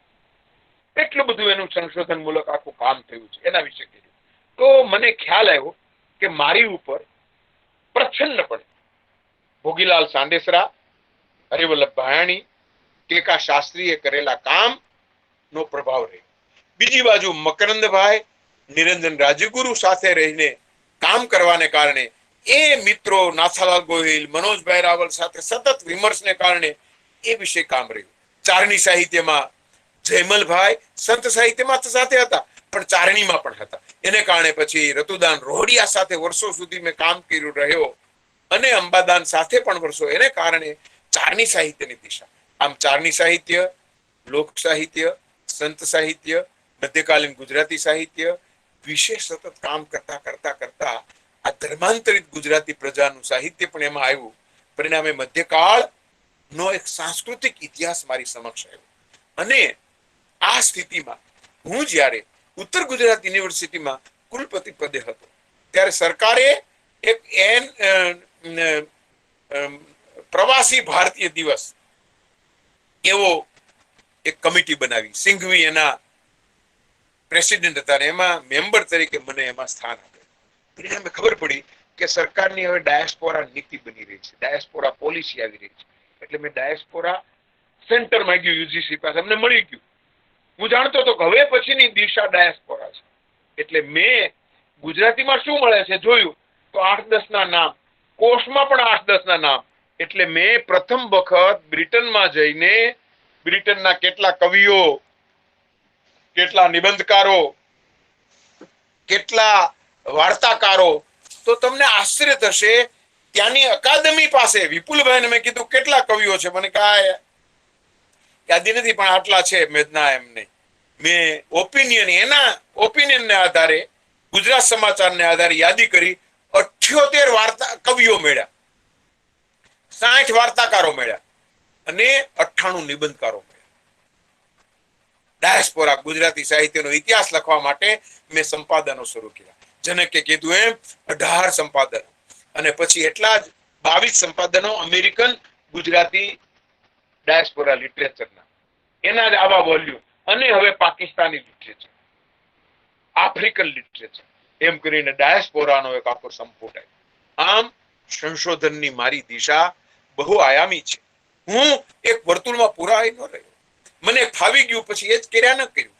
નવી એક્સપર્ટાઇઝ હાંસલ કરી, નવો અભિગમ શીખ્યો, નવા વિષય સામગ્રીનો પરિચય મેળવ્યો અને એમાં કામ કર્યું. બીજી વિષય સામગ્રી, ત્રીજી વિષય સામગ્રી, એમ સંશોધનની વિવિધ દિશાઓમાં સતત ક્રિયાશીલ રહ્યો. એને કારણે મારો વ્યાપ ઘણો બધો થયો. એમાં ઊંડાણ ઓછું લાગે કોઈને, કામ ઓછું થયું લાગે, પણ મેં એક દિશા બતાવી છે, મેં એક દિશા ચિંતી છે. હું કાંઈ બધું જ ન કરી શકું, પણ મારા ધ્યાનમાં જે આવ્યું એને મેં છોડ્યું નથી, એને મેં તરછોડ્યું નથી. તરછોડાયેલાને મેં હાથમાં લીધા છે. એટલે એકચ્યુઅલી જે માર્જિનલ હતું એને મૂળ પ્રવાહમાં મૂકવાનું સંશોધકનું કામ છે, અને આ સંશોધન કાર્ય સહજ રીતે મારાથી થયું. ચારની સાહિત્ય માર્જિનમાં હતું, હાંસિયામાં હતું. લોક સાહિત્ય હાંસિયામાં હજી પણ છે. આજે પણ લોક સાહિત્યને કોણ ગણકારે છે? સંત સાહિત્ય હાંસિયામાં છે. ધર્માંતરિત તો હાંસિયામાં નહીં હાંસિયામાં છે. એને તો હજી આપણે અભ્યાસનો વિષય પણ બનાવ્યું નથી, યુનિવર્સિટીમાં પ્રવેશ પણ અપાયો નથી. કેમ રાજા ગોવર્ધનનો આખ્યાન અભ્યાસક્રમનો વિષય ન બને? બનવી જોઈએ, કારણ કે એ સમયે પીર શમ્સ નરસિંહ પછીના તરતના સમયના કવિ છે. નાથ ધારાને ઇસ્માઇલી સાથે સાંકળીને એક કમ્પોઝિટ કલ્ચર, એક ફ્યુઝન એને ઊભું કર્યું છે. એ મારા અભ્યાસનો વિષય બન્યો. મને ખૂબ આનંદ છે કે સંશોધનના આવા વિવિધ આયામો આપણે પકડવા જોઈએ. આપણે કોઈ એક ચીલો છે, એ ચીલે કામ કર્યા કરીએ અને એ ચીલો રાજમાર્ગ બની જાય એટલું પૂરતું નથી. મોટા ગજાના આપણા સંશોધકોએ વિવિધ ક્ષેત્રોમાં કામ કર્યું છે. મેઘાણીએ, મકરંદભાઈએ, વાહેણી સાહેબે, કેકા શાસ્ત્રીએ અનેક ક્ષેત્રોમાં કામ કર્યું. મને આ બધા દિગ્ગજોનો અપત્ય વાત્સલ્ય ભાવ. કેકા શાસ્ત્રી વિશે, કારાણી વિશે હમણાં હું કામ કરતો. કારાણી આટલા મોટા લોક સાહિત્યના, કચ્છી લોક સાહિત્યના સંપાદક, પરદેશના સ્કોલરોના મદદનીશ. કારાણી વિશે 4 લેખો હાચા ન મળે, વિગતવાળા ન મળે. મેં કારાણીને હાથમાં લીધા અને કારાણીની 38 કૃતિઓ લોક સાહિત્યની પ્રથમ વખત ભેગી કરી અને એના વિશે ડિટેલથી સ્ટડી આર્ટિકલ કર્યો. એ આર્ટિકલ કરતા મને 6 મહિના એકત્ર કરવું, વાંચવું, લખવું. પણ એ લેખ આવશે ત્યારે ખ્યાલ આવશે તો આ માર્જિનલાઇઝને મૂળ પ્રવાહમાં મૂકવું, તરછોડાયેલાને, અવગણાયેલાને, હાંસિયામાં રહેલાને મૂળ પ્રવાહમાં ભેળવવું, એ મારી રુચિનો વિષય બન્યો, મારા રસનો વિષય બન્યો. બહુ પ્રારંભે મેં ભાયણી સાહેબ પાસે, મકરંદભાઈ પાસેથી એક ઉદાહરણ સાંભળેલું. મકરંદભાઈ રાજકોટ આવે, એના બેસણા હોય બધા મિત્રોને ત્યાં, એટલે નિરંજનભાઈ, જયમલભાઈને કારણે બેઠા હતા તો એને એક દ્રષ્ટાંત આપ્યું મકરંદભાઈ કે સ્વામી રામતીર્થનો એક પ્રસંગ છે કે ચાલ્યા જતા હતા તો રસ્તામાં એને તરસ લાગી, તો નદી પણ હતી બાજુમાં, તો નદીનો પ્રવાહ હતો, ત્યાં નીચે ઉતર્યા અને વીરડો હતો, તો પણ વીરડામાં શેવાળ વાજી ગઈ હતી. તો પાણી એમ કે ઉલીચી નાખવું, પણ એમાં 2-3 માછલા હતા પાછા. એટલે એને એક બાજુથી રેતીનો પ્રવાહ, રેતીનો જે ભાગ હતો એ દૂર કર્યો, એટલે નદીના પ્રવાહનું પાણી વીરડામાં પ્રવેશ્યું, અને બીજી બાજુથી રેતી દૂર કરી એટલે વીરડાનું પાણી પાછું મૂળ પ્રવાહમાં. પછી એમ કે એમાંથી ઉલેચીને હું બનાવીશ, પણ આ માછલા આમાં વીરડામાં ફરી રહેલા નાની નાની માછલીઓ નદીના મૂળ પ્રવાહ સાથે ભળી ગઈ. એ મારો યાદગાર પ્રસંગ. મને રામતીર્થ ગમ્યા, પણ રામતીર્થે વીરડામાં રહેલી માછલીઓને મૂળ પ્રવાહમાં ભેળવી દીધી. ઈ રામતીર્થનું કામ મને કરતું છે. એમ મને પણ થયું કે જે હાંસિયામાં છે એને મૂળ પ્રવાહમાં ભેળવવી. મૂળ પ્રવાહમાં ભેળવવા માટે મેં સંશોધન કર્યું. હું વિવેચન કરી શક્યો હોત, વિવેચનનું ઘણું કામ થઈ શક્યું હોત. મેં બીજા ઘણા શિક્ષણમાં હું એનસીટીમાં ચેરમેન હતો, એટલે એક એવી ગાળ ખાવી પડી કે ગુજરાતીમાં એજ્યુકેશનલ ફિલોસોફિકલ લિટરેચર ઓછું છે. મેં અભિદૃષ્ટિના ગ્રંથો, અભિદૃષ્ટિનો બહુ પહેલેથી હું વાચક, એ વખત પ્રારંભથી બાબાભાઈ ને બધા હતા ત્યારથી, એટલે અંકો મારી પાસે. અને હું કુલપતિ હતો ત્યારે પણ એમાંના કેટલાક લેખો વાંચીને ક્યાંક બોલવા માટે રાખું. પણ પછી મેં અભિદ્રષ્ટિના અંકો બધા એડિટ કર્યા અને 14 પુસ્તકો શિક્ષણના આપ્યા. પરીક્ષણ વિશેના આપણા ખ્યાલો, મૂલ્યાંકન વિશેના, સંચાલન વિશેના, વિષય શિક્ષણ અંગેના, એમ 14 પુસ્તકો આપ્યા. લોકોને એમ થયું કે એજ્યુકેશન વિશે આટલું બધું ગુજરાતનું કોન્ટ્રીબ્યુશન છે. આ મારા રસના વિષયો છે. મિત્રો, વિવેચક બની શકાય, મિત્રો સર્જક બની શકાય. એના માટે ઘણું કરવું પણ પડે, ઘણી ફિલોસોફિકલ અભિજ્ઞતા પણ કેળવવી પડે. પણ સંશોધન છે ને, એ બહુ મહત્વનું કામ છે. કારણ કે સંશોધન સિદ્ધાંત આપે છે, સંશોધન નવો પદક્રમ સ્થાપે છે. હું એમ નહીં કહું કે મેં નવો પદક્રમ સ્થાપી દીધો છે, પણ એટલું ચોક્કસ કહીશ કે ચારણી સાહિત્યની મેં સંપાદિત કરેલી કૃતિઓને કારણે મધ્યકાલીન ગુજરાતી સાહિત્ય ચારણી સાહિત્યની તુલના થઈ શકે, એનો અભ્યાસ થવો જોઈએ. અને ઘણા બધા એના સમાન અને ઘણા બધા અસમાન લક્ષણો છે. ભજનો સંપાદિત કરીને સમજાવ્યું કે પદ કૃતિ કઈ રીતે ભજન કૃતિથી જુદી કેમ પડી જાય, શું છે એવું, અને ભજનમાં પાઠભેદ કેમ નથી. ષટચક્ર ભેદનની સાધનાના એ ભજનો છે. આ બધા સંત સાહિત્યના અભ્યાસને કારણે ભજનનું સ્વરૂપ નિશ્ચિત કરી શકાય. ચારણી સાહિત્યના અભ્યાસને કારણે, એવી જ રીતે લોક સાહિત્યના અભ્યાસને કારણે આ બધા સ્વરૂપોની પુનર્વિચારણા શક્ય થઈ. મને ખૂબ આનંદ છે કે મેં ફાગુનું, બારમાસીનું, રાસાનું આ બધા સ્વરૂપો નક્કી કરવામાં ઘણો બધો સમય લઈને મેં એમ કહ્યું કે અનંતરાય રાવળે આ સ્વરૂપ ચર્ચા, શશીન ઓઝાએ આ સ્વરૂપ ચર્ચા, ભારતી મોદીએ આ સ્વરૂપ ચર્ચા એ સમયે એમને પ્રાપ્ત કૃતિઓને આધારે કરી હતી. હું હવે શશીન ઓઝાએ કામ કર્યા પછીના 22 આખ્યાનો છે, એટલે આખ્યાનનું સ્વરૂપ મારે જુદી રીતે કહેવું પડે છે. 28 રાસકૃતિઓ છે, એટલે મારે જુદું કહેવું પડે છે. અને ફાગુની 132 રાસકૃતિઓ વધારે મળી છે, એટલે મારે આ કહેવું પડે છે. એમ કહીને મેં એસ્ટાબ્લિશ કરીને બતાવ્યું કે આને કારણે એનું નામકરણ, એનું સ્વરૂપની વાત જુદી રીતે આપણે મૂકી શકીએ. ને કે મેઘાણીએ 12 એડિટ કરી છે, ચારણી 12 4 જ છે, 8 જ છે. મેં આમાં 28 12 એડિટ કરી અને મેઘાણી પછી નવેસરથી ચારણી 12 નું સ્વરૂપ મેં આમાં નોંધ્યા. તો આમ કૃતિ વધારે મળે છે એ સ્વરૂપમાં ઉમેરણ રૂપ હોય છે. એ સંશોધન કરીને બતાવવાનું બન્યું. એને કારણે આજે ગુજરાતી સાહિત્યના સંદર્ભમાં, મધ્યકાલીન ગુજરાતી સાહિત્યના સંદર્ભમાં, લોક સાહિત્યના સંદર્ભમાં, સંત સાહિત્યના સંદર્ભમાં મને એટલું બધું જાણવા મળ્યું છે, એટલું બધું શીખ્યો છું. અને એ જ્ઞાન, એ પ્રજ્ઞા આજે મને નમ્ર બનાવી દે છે. આજે હું મારી જાતને અત્યંત સામાન્ય માનું છું. કેટલું કામ ભોગીલાલ સાંડેસરાએ કર્યું, કેટલું કામ રાચુ મોદીએ કર્યું. અરે હમણાં કારાણીનું જોયું ત્યારે કારાણીએ, દુલેરાયે કેટલું બધું કામ કર્યું. પ્રથમ વખત આ બધી વસ્તુ મૂકવાનું અભ્યાસ કર. સાંડેસરા વિશે લેખ લખ્યો ત્યારે બધાને ખ્યાલ આવ્યો કે સાંડેસરાનું આ કામ છે, કે શાસ્ત્રીનો લેખ લખ્યો ત્યારે ખ્યાલ આવ્યો. તો મને ખૂબ આનંદ છે કે સંશોધનની દિશા મેં પકડી રાખી.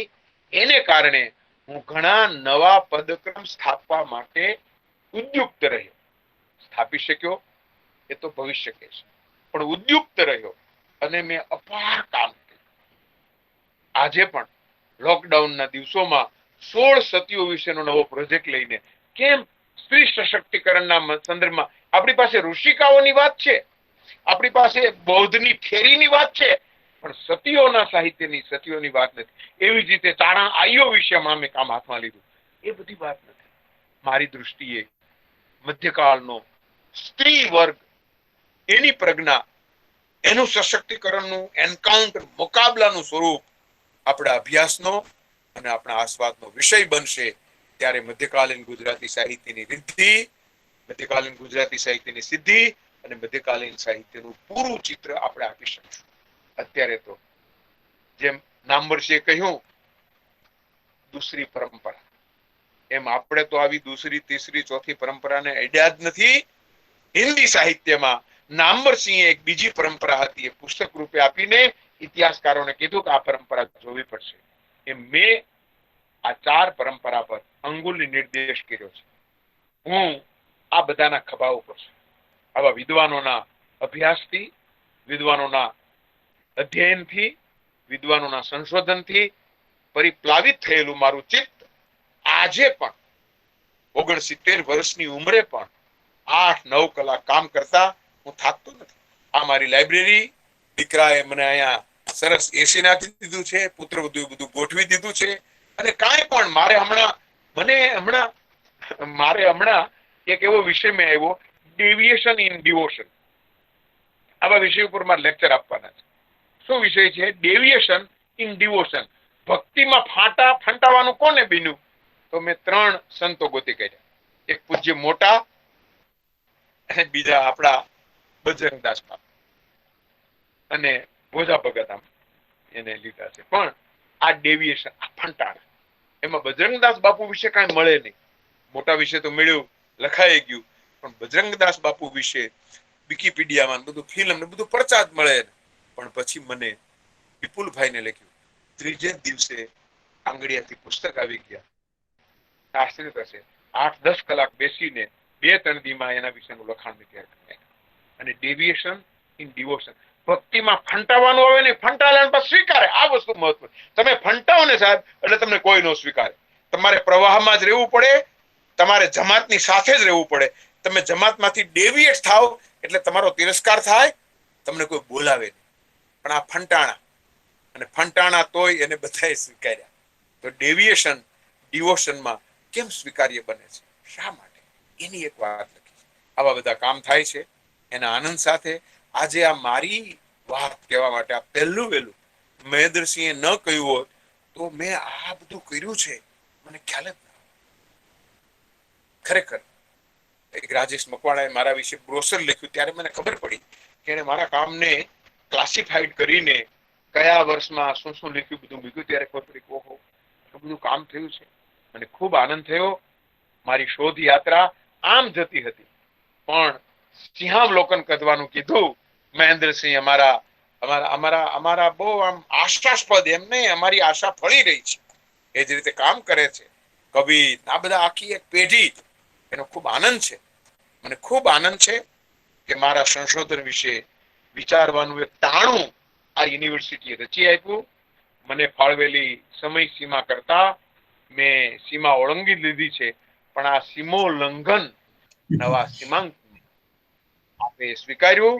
એના આનંદ સાથે, એની પ્રસન્નતા સાથે તમારા બધાના ઉજ્જવળ ભવિષ્ય માટે પરમ કૃપાળુ પરમાત્માને પ્રાર્થના કરી મારા વિચારને વિરામ આપું છું. નમસ્કાર. વાહ, બળવંતભાઈ હજી બીજા 2 કલાક બોલે તો થાકે નહીં એવી એનર્જી છે એમની. પણ એમનો એક બહુ ફેવરિટ શબ્દ છે, જોરદાર. આજે ફરીવાર એક જોરદાર ધુઆધાર ઇનિંગ એમણે આપણને રમીને, આમ તો આટલા વર્ષોનો એમની જર્ની છે, મુસાફરી છે, એ કેટલા પ્રાંતમાં અને કેટલા પ્રદેશમાં એ વિહરી આવ્યા છે, અને એમના જોડા ઉપર ચોંટેલી રજમાંથી નક્કી થાય. સાચી વાત. આપણે બહાર જે પગરખા રાખ્યા હોય, એ પગરખામાંથી જે પગરખા સૌથી વધારે ધૂળવાળા હોય, એ પગરખા સૌથી વધારે ફરી આવ્યા હોય. એટલે મુસાફરી એનાથી નક્કી થાય. આજે એમણે જે વાત કરી એ વાતમાં આપણને આ વિદ્યા આવેષ્ટનથી આ આખી મુસાફરી કેવી રીતે પરિપ્લાવિત થયેલી છે, એનો એક નાનકડો પરચો મળ્યો. આમાં એક બીજો ભાગ આનો કરવા જેવો છે કે આ સંશોધન સફરની ખાટી મીઠી, એટલે એમાં એના એનેક્ડોટ્સ હોય કે ભાયાણી સાહેબે આમ કીધું, ત્યારે એકવાર આવું થયું હતું કે અલા કેરીનું અથાણું ખવાય કે ગુંદાનું અથાણું ખવાય, કે કોટ સીવડાવો કે ધોતી પહેરવી, કે ત્યાંથી શરૂ કરીને આ બધા મહાનુભાવો સાથેનો જે એમનો જે સહવાસ છે એની કથાઓ એમની પાસે હશે. પ્રૂફ જોતા જોતા કોઈક શાસ્ત્રી સાહેબે કંઈક સૂચના કરી હશે, કંઈક વાત કરી હશે, ક્યારેક કોઈ બહુ રીઝી ગયું હશે, ક્યારેક કોઈ બહુ ખીજી ગયું હશે, ક્યારેક હારીપટનો કોઈ કે ઠપકો આપ્યો હશે, ક્યારેક કોઈ બહુ ખુશ થઈ ગયું હશે તો ઘરે બેહાડી લાડુ ખવડાવ્યા હશે. આ બીજો જે આનો પાઠ છે એ આમ શાસ્ત્રીય નથી, પણ એને પણ જેમ ચારણોના સાહિત્યને ઇતિહાસમાં લઈ જવાની સાહેબે વાત કરી, એમ આને પણ આ વાતો પણ આપણે ક્યારેક સાહેબ આગળથી કઢાવવી જોઈએ કે તમે આવા બધા પ્રસંગો લખો, આવા બધા પ્રસંગો લખો. પરદેશ ગયા, પેરિસ ગયા કે અમેરિકા ગયા કે બ્રિટન ગયા, આ બધા ડાયસ્પોરિક લેખકો મળ્યા, આ બધાના જીવનને એમણે જોયા, દેશ પરદેશ તો એમણે લખી છે કથા. અષ્ટસિદ્ધિની વાત એમણે કરી તો આ નવનિધિ પણ એમના લેખનમાં આવી છે. એ નવનિધિ જે એક બીજું એમણે અંકે કરેલું જે લેખન રૂપ છે. પ્રશ્નો થોડા પૂછવા છે. જનકભાઈને એક પ્રશ્ન છે, મારે પણ એક પ્રશ્ન હતો. ભાલણના સમયનું નિર્ધારણ સાહેબે સંપાદક તરીકે કર્યું, સંશોધક તરીકે. તો આ સમય નિર્ધારણ કરતી વખતે એમણે કયા કાઉન્ટર રેફરન્સીસ છે એને ચેક કર્યા, ક્રોસ રેફરન્સીસ છે એને ચેક કર્યા અને સ્થિર થયા ભાલણના સમય ઉપર. એ આપણને નવા સંશોધકો તરીકે રસ પડે એવો એક એ પ્રવાસ છે. જનકભાઈને કંઈક પૂછવું છે એ પ્રશ્ન મૂકી દે, પછી સાહેબને આપણે પાછા 5-10 મિનિટ પાછી વિનંતી કરીએ કે આપણી સાથે વાત કરે. પછી બધા સાહેબને હું કહું કે રાજકોટ થી આગળ જામનગર છે, જામનગર થી જરાક રાજકોટ તરફ આવી અને સાહેબનો આભાર માને. તો જનકભાઈ. હાજી નમસ્તે સાહેબ. જાની સાહેબ નમસ્તે. મારી એક અભિલાષા છે કે અત્યારે ફેસબુક ઉપર તમે ખાસ તો જે ધર્મતેજમાં તમે જે લખી રહ્યા છો એ, અથવા તો અત્યારે જે સુમનભાઈ મારી વિદ્યા યાત્રા નામે લખી રહ્યા છે, તો એવું કંઈક આપણી સંશોધનનો જે બહુ આયામી પરિચય છે, દાખલા તરીકે બાલ્યાવસ્થાથી શરૂ કરીને આજ સુધી તમને જે કેટલાક અનુભવો થયા હોય, જે સાઈડ દાખલા તરીકે કેકા શાસ્ત્રી સાથેના તમારા સંબંધો કે ભોગીલાલ સાંડેસરા સાથેના કે રમણલાલ સાથેના સંબંધો, તો એની આપે થોડાક સમય પહેલા 8-10 વર્ષ પણ 8-10 મહિના પહેલા શબ્દસિદ્ધિમાં કેટલાક બાલ્યાવસ્થાના સંસ્મરણો આપના આવતા હતા. તો એ પ્રકારના સ્મરણો ની પણ એક અભિલાષા મને એવું લાગે છે કે નવી પેઢીને અને અમારા જેવાને સંશોધનમાં મદદરૂપ કરી શકે. તો એવું કંઈક આપ જો સમય નીકળે તો લખો તો મારી મને થાય કે નાના બહુ સારું એવું કામ અમને મળે.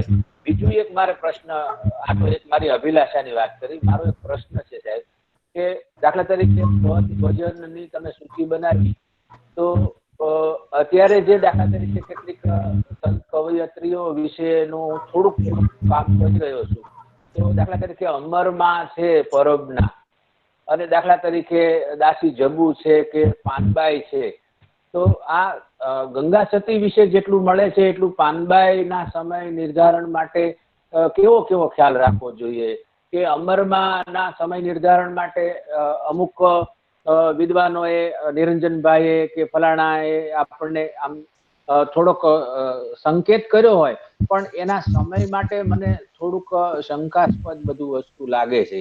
દાસી જબુ વિશે કે અમરમાં વિશે કે પછી સતી લોયણ વિશેનો તો થોડોક અભ્યાસ થયો છે, પણ છતાં સમયની બાબતનું નિર્ધારણ માટે કેવો ખ્યાલ રાખવો જોઈએ, તો એ માટે થોડોક પ્રકાશ આપશો તો મને ગમશે સાહેબ. નમસ્તે. સરસ, તમારી વાત બહુ સાચી છે. સમય નિર્ધારણ એ બહુ મહત્વની વસ્તુ છે, અને અગ્નિથી માંડીને ઘણા વિદ્વાનોએ, કપિલાજીએ પણ એના વિશે ખૂબ કામ થયું છે. આપણે ત્યાં સમય વિશેની વાત મારે ભાલણનું જયારે આવ્યું ને ત્યારે મેં આ વસ્તુ લીધી હાથમાં કે સૌથી પહેલા વહેલા કયો સમય કોણે કેને આધારે નિર્દેશ્યો. તો આપ મારું એ ભાલણના પુસ્તકો જોશો તો એમાં આખો લેખ છે. એમાં મેં લખ્યું છે સમય નિર્ધારણની પ્રક્રિયા કેવી હોવી જોઈએ, આમાં કેવી આવી અને કેમ આ બધું ફંટાણું એ શોધી કાઢ્યું. હકીકતે સમય નિર્ધારણ માટે ઘણા આજુબાજુના પરિબળો હોય છે, ધ્યાનમાં લેવા જોઈએ, જે પરદેશના લોકો લે છે. પરદેશના લોકો એ રીતે સમય નક્કી કરે છે, એનું એન્થ્રોપોલોજીકલ સ્ટડી કરી. આપણા સંત સાહિત્યના સંતોના સમય નિશ્ચિત કરવા માટેના ધોરણો ઉભા કરવા પડે એવી સ્થિતિ છે. કારણ કે દાખલા તરીકે લાખા પુલાણી સાથે લોયનને કીધા છે, પણ કયા લાખા પુલાણી? એની સાથેના રાજકીય ઇતિહાસ, સાંસ્કૃતિક ઇતિહાસ, સામાજિક ઇતિહાસ એ બધા ન હોવાને કારણે ઘણા બધા પ્રશ્નો એની અંદરથી ઉભા થાય છે, એને કારણે ઉભા થાય છે. તમને આશ્ચર્ય થશે, એક બહુ સરસ કામ ડોમિનિક શીલાખાન કરીને એક લેડી છે, એ ફ્રેન્ચ લેડી છે, એને શિફ્ટિંગ આઈડેન્ટિટી નામનું પુસ્તક લખ્યું છે. એમાં એને લીધું કે રામદેવ પીરના પ્રભાવને કારણે આ જ્યાં જ્યાં આવે છે એને આધારે એનો સમય નિશ્ચિત કરાય. દાખલા તરીકે અમે એટલે કે ડોમિનિક શીલાખાન પરની કે ભારતીય એટલે શીલાખાન લખે છે, અને માલીજો અમે ઉનડ બાપુ પાસે પાળિયાદ ગયા હતા, અમરા બાપુ ત્યારે હતા. આ એક નાનકડું ઉદાહરણ છે, જસ્ટ તમને ખ્યાલ આવે. મેં કીધું એટલે એટલું પૂછ્યું કે આ જગ્યામાં સૌથી પહેલા વહેલા કોની પૂજા થતી હતી?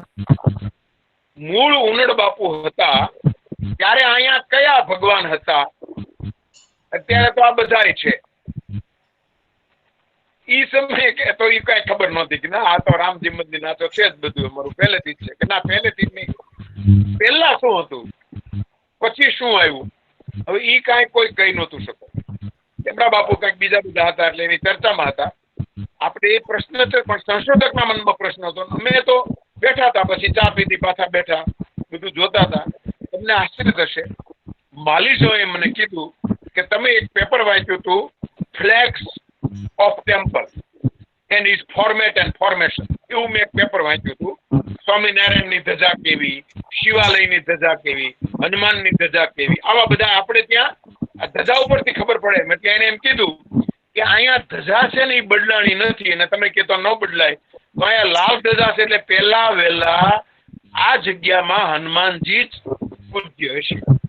પછી બધા રામદેવ પીર થી માંડીને ઘોડો બધા પછી આવ્યા છે. હવે તમે કલ્પના કરો, આ રિસર્ચ સ્કોલર છે, આ એને નક્કી કર્યું. એને ભાયણી સાહેબ નું એક રિસર્ચ પેપર છે મહેન્દ્રસિંહ, લોસ્ટ કૃષ્ણા સોંગ. એ મને કે આ મેં પેપર ફ્રાન્સ માં મોકલ્યું છે કોન્ફરન્સ. આ ટાઇટલ મિસલીડિંગ છે. હવે આ તમે જુવાનો એટલે આવું બધું બોલો તમે. એટલે મેં કીધું સાહેબ આ ટાઇટલ મિસલીડિંગ છે. અરે ભાણી સાહેબ તો misleading? What do you mean by misleading? How can you say this? હું તો આમ દ્રષ્ટા મેં આટલું જ કીધું. મેં તો સાહેબ એટલા માટે કે જો લોસ્ટ હોય તો એની ઉપર કામ કઈ રીતે થયું, અને કામ થયું તો પછી લોસ્ટ કેવી રીતે ગણાય. મારો તો આટલો જ મુદ્દો છે. બરોબર છે, ઈ જ મેં વાત આમાં કરી. ત્યારે આપણને એમ થાય સાહેબ કે ભાયણી સાહેબે માલીજો સાથે રહીને આ કૃષ્ણ સોંગ્સ આપણે ગુમાવ્યા છે એમ કે છે. એને શું કર્યું? શામળાજી, દ્વારકા, ડાકોર અને તુલસીશ્યામ, આ 4 જગ્યાએ કૃષ્ણ સોંગ આ ગવાય છે. એ ક્યાંય મળે છે? નથી મળતા. ક્યાંય લિસ્ટિંગ થયા છે? નથી મળતા. ક્યાંય ગવાતા નથી. મેં તો આ 4 કેમ? તો કે ન્યા જ કૃષ્ણની જૂની પ્રતિમા કાળી આ 4 જગ્યાએ જ છે, શ્રીનાથજીમાં છે. અને તમને આશ્ચર્ય થશે, ઈ કૃષ્ણા સોંગ્સ ગોતવા માટે માલીજો 3 મહિનાનો પ્રવાસ લઈને આ 4 જગ્યાએ ગયા અને કૃષ્ણ હોય જાય. આ બધી સમયની સાથે સંકળાયેલી વાતો છે એ બહુ મહત્વની છે. અને એમાં બહુ દિલથી અપાર જયંતભાઈએ બહુ સરસ પુસ્તક લખ્યું છે સાહિત્યિક પંક્તિઓની માવજત. આ આપણે ત્યાં થતી જ નથી અને નથી થતી એટલા બધા પ્રશ્નો થયા છે. મેં કીધું ને કે આ જગ્યાની આદ્ય દેવતા કયા, કારણ કે બધું ઉમેરાતું ગયું એટલે મને કે ફ્લેગ એમ નમ્યો છે. પછી એક જગ્યાએ ગયા ત્યાં ધોળી જતા હતી, અહીંયા શિવ જ હતી, ત્યાં શિવ જ હતા. શિવ હોય ને લગભગ બીજા કોઈ ખુશી નથી શીખ્યા ભગવાન, બાકી બધા હોય ને બધા ભગવાન આવ્યા જ છે, આવ્યા જ છે, બધા આવ્યા જ છે, ઉમેરાતા જ ગયા છે. આ રિલિજિયસ કલ્ચર ઓફ ગુજરાત છે. આ religious culture of Gujarat A religion oriented literary part of Gujarat. અને એની કેટલીક વાતો તમારી સાથે આજ કરવાનું બન્યું એનો મને ખરેખર ખૂબ આનંદ છે. તમે કહેતા ત્યારે મને બહુ બધા ઘણા બધા પ્રસંગો સ્મરણે ચડતા હતા. જયારે મહેન્દ્રસિંહ કહેતા ત્યારે કે ભાયણી સાહેબ હારે, કેકા શાસ્ત્રી સાથે, આ બધા સાથે, સુરેશ જોશી સાથે કેટલું ફેરા હોય. અમે મહેન્દ્રસિંહ બસ સ્ટેન્ડમાં ઉભા હતા અને એ વખતે રિઝર્વેશન થાય એટલે મેં આગલે દિવસે અમારે ચોરવાડ જવું હતું એટલે અમે બસની રિઝર્વેશન કરાવી લીધી હતી, ટિકિટ રિઝર્વેશન કરાવી લીધી. એ વખતે ક્યાં ટેક્સી આપણે યાર ક્યાં એવા બધા પૈસા હોય એટલે બધા બસ સ્ટેન્ડમાં ઉભા હતા અને રિઝર્વેશન ટિકિટ મારા ખિસ્સામાંથી કાઢીને મેં નંબર જોયા તો એમાં નંબર હતા કે 10, 11, 12, 13, 14, 15, 16, 17 યજ્ઞેશ નંબર બધા ઉભા હતા બસમાં. એટલે એ નંબર જોઈને પછી હું એક મારા ખિસ્સામાં કાગળ હતો એમાં લખ્યું આગળ ઓલી 6 હોય ને આગલી હામી સીટો એમાં 6 બેઠા હોય એટલે 1, 2, 3, 4, 5, 6 લખ્યું. પછી ઓલી 3 સીટમાં 5, 6, 7, 8, 9, 10 એમ કરીને બધા નંબર ગોઠવતો. એટલે સુરેશ જોશીએ મારા હાથમાં કાગળ લઈ લીધો, ફાડીને નાખી દીધો કચરા પેટી. કાં સાહેબ? તો સુરેશભાઈ કે બળવંત થોડુંક તો કુતૂહલ, થોડીક તો જિજ્ઞાસા રાખો, બસમાં પ્રવેશો, તમારી સીટ ગોતો, થોડા ગાંગા થાવ, નંબર વાંચો, ક્યાં છે આટલું તો કુતૂહલ રહેવા દો. અત્યારે સિલેક્શન કરી દેવો છે, મારી પાસે કઈ સીટ નંબર છે, મારે ક્યાં બેસવાનું છે, સુરેશભાઈ ક્યાં બેસવું, અત્યારથી નક્કી કરી નાખશો. કુતૂહલને મારી નાખવાનું આ બંધ કરો તમે લોકો. હા, હું તો વિચારમાં પડી કે આવી એક નાની બાબત આપણી એને કેટલી હાઈએસ્ટ હાઈટ થી લોકો જોતા હોય છે. આપણે તો માત્ર આમ જોઈ લઈએ કે આ બધા એટલે આ બધા પ્રસંગો મને અત્યારે એટલા બધા સ્મરણમાં આવે છે કે મોટા મિત્રો સાથે, સ્નેહીઓ સાથે એટલું બધું વાત્સલ્ય અનુભવ્યું છે, એટલો બધો પ્રેમ મેળવ્યો છે કે કદાચ આટલો પ્રેમ હું નથી આપી શકતો કોઈને, એવું મને લાગે છે. મેં જે પ્રેમ પ્રાપ્ત કર્યો છે એના સંદર્ભમાં તો હું 50% નથી આપી શકતો. એ જમાનામાં એકા શાસ્ત્રી આમ લાડુડીનો ડબરો આખો આપે રાજકોટ નું છે, બાપા મોડા પંચો લઈ જા. ત્યારે મારા બાપા કરતા પણ મારી મા કરતા પણ બધું હાલ આ ભાણી સાહેબ, આ ચંદ્રકલા બેન, આ શાસ્ત્રી ભાઈ અને આ મારા માનસલ કામ કરી શકે છે એનું કારણ એમાં વિદ્વાનોની પ્રસાદ પડેલી છે એને કારણે. થોડાક પ્રશ્નો હતા સાહેબ પણ મને એમ છે કે હવે આપણે સમાપન જ કરીએ.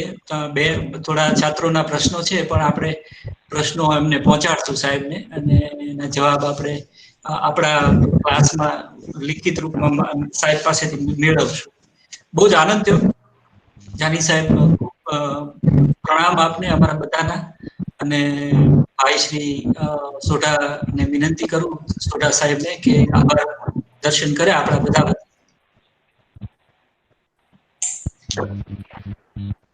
નમસ્કાર સર. આપણી વચ્ચે શોધાર્થીઓની વચ્ચે ઉપસ્થિત રહીને ડોક્ટર બળવંત જાની સાહેબે આપણને જે માર્ગદર્શન આપ્યું છે અને એમની સંશોધન યાત્રાનો જે પરિચય કરાયો છે અને સંશોધન યાત્રાનો પરિચય જ માત્ર નહીં પણ એમણે જે ખરેખર ધગશથી, લગનથી, મહેનતથી જે કામ કર્યું છે એ કામ જોયા પછી આપણને જે પ્રેરણા મળે છે અને એમણે એમના વ્યાખ્યાનમાં એ પ્રેરણા આપણને સૌને પૂરી પાડી છે એ માટે હું ગુજરાતી ભાષા સાહિત્ય ભવન અને અમારા સૌ શોધાર્થી મિત્રો તરફથી એમના માટે આભારની લાગણી વ્યક્ત કરું છું.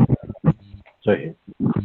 ખૂબ આભાર સોઢા સાહેબ, ખૂબ આભાર જાની સાહેબ. બહુ જ આનંદ થયો અમને બધાને અને બસ આમ જ આપના જ્ઞાનનો અને આપના વાત્સલ્યનો લાભ સમગ્ર વિદ્યા પરંપરાને મળે. જય હો. જોરદાર. નમસ્તે. જય હો. વચ્ચે જાય.